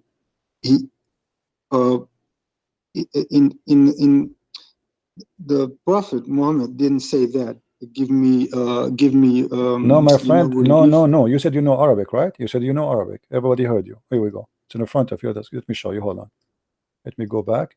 Yeah, but close some reference. No, it's in the front of us. We do not need to make up stories. Please be honest. But I'm not a specialist. My friend, be honest. Be honest. It's in the front of your eyes. Your prophet, he says. Let me read for you in Arabic, as long as you claim that you know Arabic. قال رسول الله صلى الله عليه وسلم اغزوا تغنموا بنات الأصفر يعني نساء الروم. You see it? Translate to me what I just said for you. Again, sorry. قال رسول الله صلى الله عليه وسلم اغزوا تغنموا بنات الأصفر يعني نساء الروم. Translate. Go ahead. Okay, you do not know Arabic then. You do not know Arabic. You do not need to act like you know. It's okay. Let it go. So he said, attack the Roman and get the blondie girls. And he meant the women of the Roman. It's in front of you. And then the guy, he said to him, don't tempt me. So who is tempting who? Muhammad is tempting them by women. He's attacking. He want to attack. He want to go for war, not to spread Islam. He want to tell them, okay, let us go and get the girls. And even here in the book of Asbab al-Nuzul, which I showed you in English, it says clearly that Muhammad, he is asking them, don't you like to go and get women to be your sex servant? Do you see it? to be your slaves? What he said to them, let us say what he said to them. He said, "Oh Abu Wahab, would you not like to have source of Byzantine women and men as a concubine and servant?" He is not saying to them, let us attack to spread Islam. He's not saying to them, let us attack them so they accept Allah. No, he's saying, don't you like to attack them so you can get some women and men to be your slaves? He is seducing them to go to war to get the blondie women. And here, by the way, the translation is not being accurate. They are being hypocrite. As you see, in Arabic, it says it clearly, attack the Roman and get the blondie girls. And you are the one who said, and me and you, we agreed. I hope you will stay with your word. You will not swallow it back as usually Muslims do. You will accept to say again that whoever teach this, let us attack the neighbors so we can get the blondie women they have, is evil. Are you willing still to say the same, or now you swallow it? Okay. The thing is, number one, the one who said this and who do this, no matter what, is very evil and has no morals. And on day of judgment, he will get. Okay, well, the one who said that is your prophet. Okay, but the second, no, I'm not finished. The second thing is, I don't believe the Prophet ﷺ said this or did this. I don't believe it because it says that this is your book. Is that my book, or I'm making things? Did I show the reference, my friend? You know, the thing is, my friend. Be honest with me. Be honest with me. Do you think a Muslim he will dare to say such a thing that your prophet he said that, and he will stay alive if he is lying about him? They will kill him. The Muslim, they will kill him. Correct? If I live in Saudi Arabia right now and I say something will make Muhammad look ugly, do you think they will let me stay alive for 1 second? No. You know that. I think you will. I think you will be brought to justice in the court. I will be killed. I will be killed. You will be killed. Make it simple. Come on. Let us be honest. Let us be honest. You will be killed immediately, and you will find this is in all over the interpretation of the Quran. All over. It's not in one place. It's not in two places. It's all over. You know. Attack the Roman. Here we go in front of us. أغزو تبوك تغنبوا بنات الأصفر ونساء الروم. Attack the Roman so you can get the blonde girls and the women of the Roman. Coming back to Saudi Arabia, they have laws there. My friend, there's no law in Saudi Arabia. Don't tell me there's a law. The guy, he just slaughtered the guy in the embassy. He cut him pieces. He made him shish kebab, and he is getting away with it because he is the son of the king. Don't tell me there's no law in Islam. Since when? When Aisha, she take all the money of the people, and the wives, they don't take anything. The wives of Muhammad, they are wives, and still Aisha is the one who collect all the money. Where is the law? Where is the justice? When Muhammad he attack people, he take their land, he take their etc., and he says Allah told me to take your land. I mean, where is the justice? This is a law. Don't tell me Islam. In Islam there is no law. Let us not to change the topic. Did your prophet? Does it say that your prophet he said that, or I'm making things up, my friend? Look, the Prophet ﷺ, my friend, you see, I hang up on Muslim when they try. I notice that playing games, and there's no place for me for games. I show my proof in front of you, and this is your book. This is not a Christian book. This is not a Jewish book. No, it's your book. It's your book. Are you saying those are not Muslims now? Look, where I'm coming from. What look, my friend? Don't tell me look. Don't tell me look. Either you prove me wrong. Either you prove me wrong, or you are not being honest. Now you notice.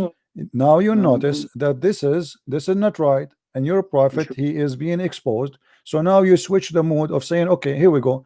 This is Zayd al-Masir fi ilm al-tafsir, the Ibn al-Jawzi. Do you know Ibn al-Jawzi? One of the biggest scholars of Islam. Okay. read with me carefully. Read with me carefully. يا جد هل لك في جلد بني الأصفر لعلك أن تغنم بعض بنات الأصفر. Hey Jid, he said to the guy, can't you handle the Roman so we can get the blondie girls? I change the tafsir for you, just for you. I can see you're very experienced in my friend, this is not about being experienced. This is not about experience. No, this is about being honest and being knowledgeable. Do I speak of knowledge, or I am making up a lie? Be honest. Am I speaking of knowledge, or I'm making up stories? Look. Don't tell me look. Answer me, please. Please respect me so I can respect you, please. Am I making So up stories? Am I making up stories, or I'm showing you the reference from your books? are you making up stories? Yes. No, I mean, it's not in line with the way Muslims What the way? think. This is the scholar. This guy is not a scholar now. Ibn Jawzi is not a Muslim. But a scholar is not. Okay, take How care. can I say? Take care. See, this is when I hang up with Muslims. This is when I hang up with Muslims. Suddenly the scholar is a poo-poo. Ibn Jawzi, one of the biggest scholars of Islam, he is the scholar. You see what you say to me, I don't have patience.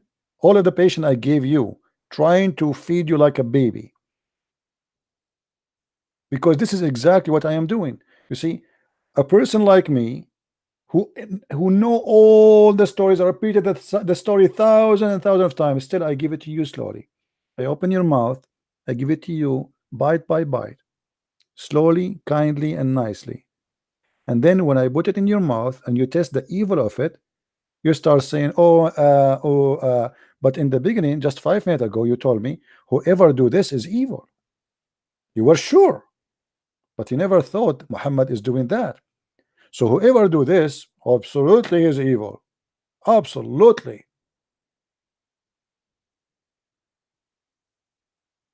And just because this will not make your prophet look good, so suddenly you go and start saying, not all scholars, yeah, well, okay, he, you know.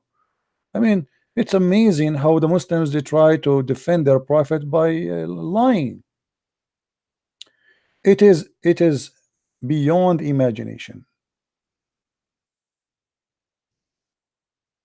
We show it to them in Arabic, we show it to them in English. What is missing to show it to them in Urdu?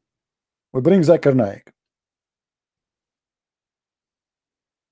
And yet Muslims, or I saw a text of somebody in YouTube saying to me, Christian Prince, I think you should be nicer to Muslims. What nicer more than this? Put yourself in my place, speaking for many hours, getting them busted one after one, and every one of them he call you just to lie. And you tell me you are nice now. You know that each time I speak, like rarely you will find a decent man. Like the one who called from Sierra Leone, I can tell he's a decent man. I did not hang up on him. He's being honest. I showed the proof in the screen. You cannot deny it. You see, I am not a speaker corner who says, the prophet, someone said, I'm showing you. I'm showing you. The website we are reading from now is the official government website of the King of Jordan, who he claimed that he is a descendant from Muhammad, which is a lie.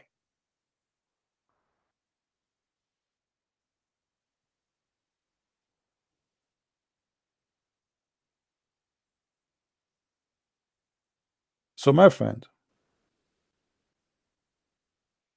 Islam obviously is of the devil. There's no way a prophet of God, he says, let us attack the neighbors so we can get their women, the blondie girls. This person is devilish. He's evil. He's seeking war just to have some beautiful women, seducing his men to go and die just for women. And this is exactly what he did. He promised them women in war. He promised them women in heaven. If you die, if you kill for me, Allah will give you 80,000 women. All of them, they have a brand new vagina. All of them, you can see through their bones. All of them, they are so white to the point they are transparent, because he is racist. And you knew the Arab, they love to sleep with white women, not with the black women.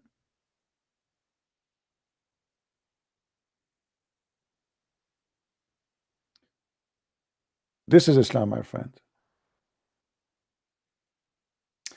Don't forget, please, to subscribe, and don't forget to inform your friends. We do almost every day broadcast at 3:30 p.m. New York time. And as you see here, we have no mercy with liars. I have patience, yes, but I don't tolerate lies. I will get you busted. I have my Skype open for a reason, because I am sure of being truthful, and I'm being sure that I have knowledge. And because I am sure that you Muslims don't dare to prove me wrong, because you cannot, I have my Skype open. Because I'm so sure none of you can prove me wrong. You will not find any Muslim, any scholar, he will do that. Even if you go to Muslim chat rooms, you will see they give them red dot, which means nobody can even text because they're afraid that somebody will ask a question. It is embarrassing.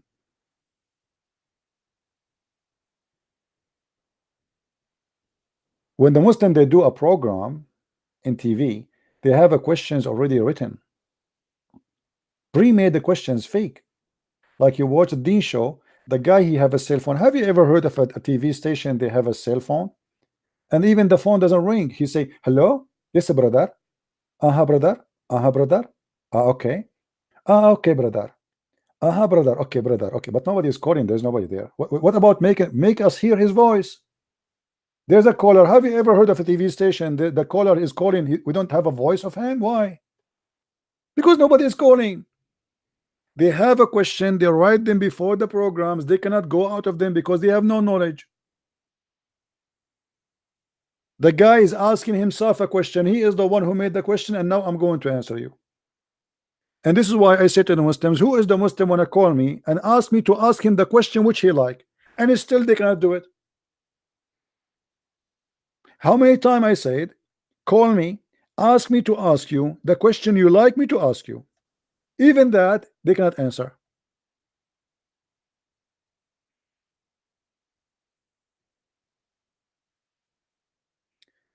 Glory to the Lord. His name is powerful, and by him we are victorious. I don't know how many Muslims today they will leave Islam, but I know it, that everybody is listening, and many Muslims, they have a good heart. They will hear it, and they will find out that this guy is not lying. This is the truth. And my friend, as my Lord the Messiah, he said, the truth will set you free. It's not Muhammad will set you free. It's not Allah will set you free. Allah will make you slave. When Allah, he promised you virgins in the heaven, he make you addicted to sex. That is another form of slavery. You are going to heaven to do what? If joy is about having 70 years orgasm, so what is jail labor is? 70 years orgasm. Why? Why in the world there's a God, he will made my orgasm 70 years? I mean, it doesn't work if it is like 7 minutes. 70 years. And the one is telling me is God. The one who's saying that to me, this is the teaching of God. This God is a sick God. You have a mental issue. He cannot be God.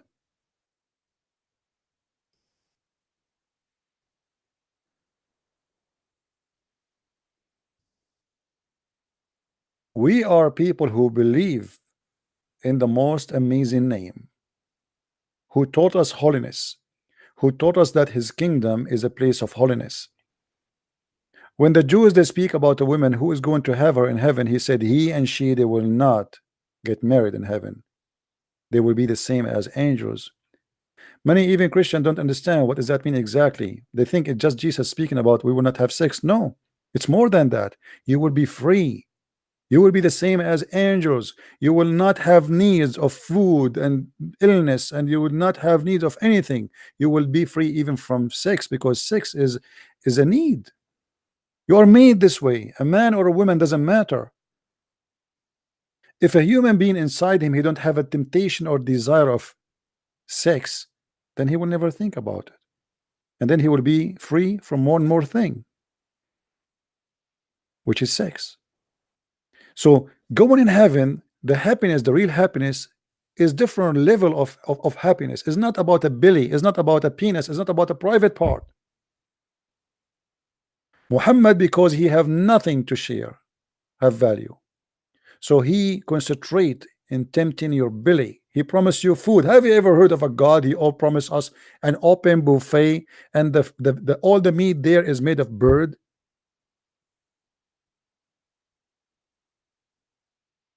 A river of wine, a river of honey, a river of milk. This is the God of temptation. He is tempting my stomach, tempting my private part. He is not promising me something good to be free. I want to be free from food. Why I want to, isn't it will be wonderful if you have, imagine if you have a car, you can drive it unlimited. You do not need a fuel. In the heaven of Allah, I will be sex addicted, controlled by sex. Muhammad even he told them that he will have the power of 100 men in heaven. But people of heaven, Muhammad he said that the people of heaven they will have the power of 40 men. That's mean he have the power of 4,000 men in sex. What is that about? What is this obsession with sex? The promises of the gifts of the God of Muhammad proving to us he cannot be God.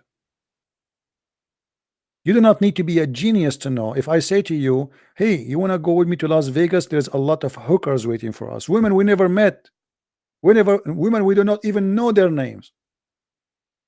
They are there to have sex with us. Isn't it evil? Isn't it obvious? There's nothing good there. Why a woman she will sleep with me? I don't know her. Allah will create 80,000 women I never met, I never saw, I don't even know their names. And all of them, which make it more funny and more stupid, all of them they look exactly the same,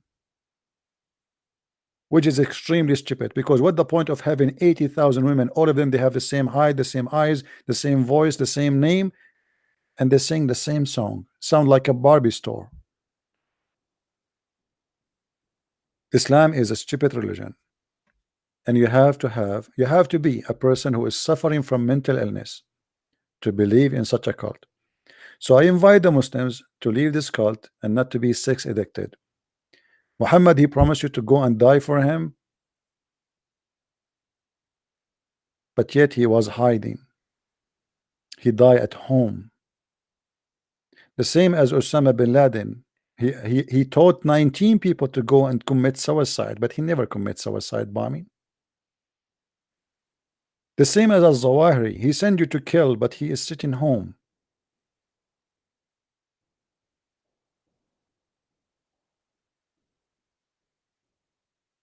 They use you. I want to say thank you guys for being here, and may the Lord bless you. I hope we will meet maybe tomorrow again. Usually we are here every day, almost. I cannot promise you because God knows what will happen tomorrow, but almost every day at 3:30 p.m. New York time. Please tell your friends. Maybe tomorrow if I open, maybe I open earlier because people are home already, weekend time, I try to make it 3:30 so we can get people from Europe and people from America to join us.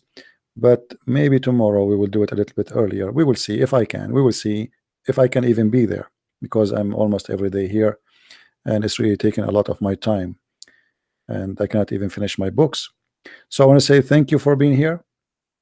May the Lord bless you, and I hope the Muslims they learn something good for their benefit. I'm not here to insult you, even though you think so, and I don't care if you think so. This is not my point. I'm not apologizing. I love what I do. I love bringing you out of this cult. You don't like it, this is your business. It make you angry, I understand, but the truth have to be said, and I am here to say the truth, that there's no name to be worshipped but Christ, and no one to follow but the Messiah, and no one better than him over this earth or in heaven. He is the one, he can save you, and there's no other savior.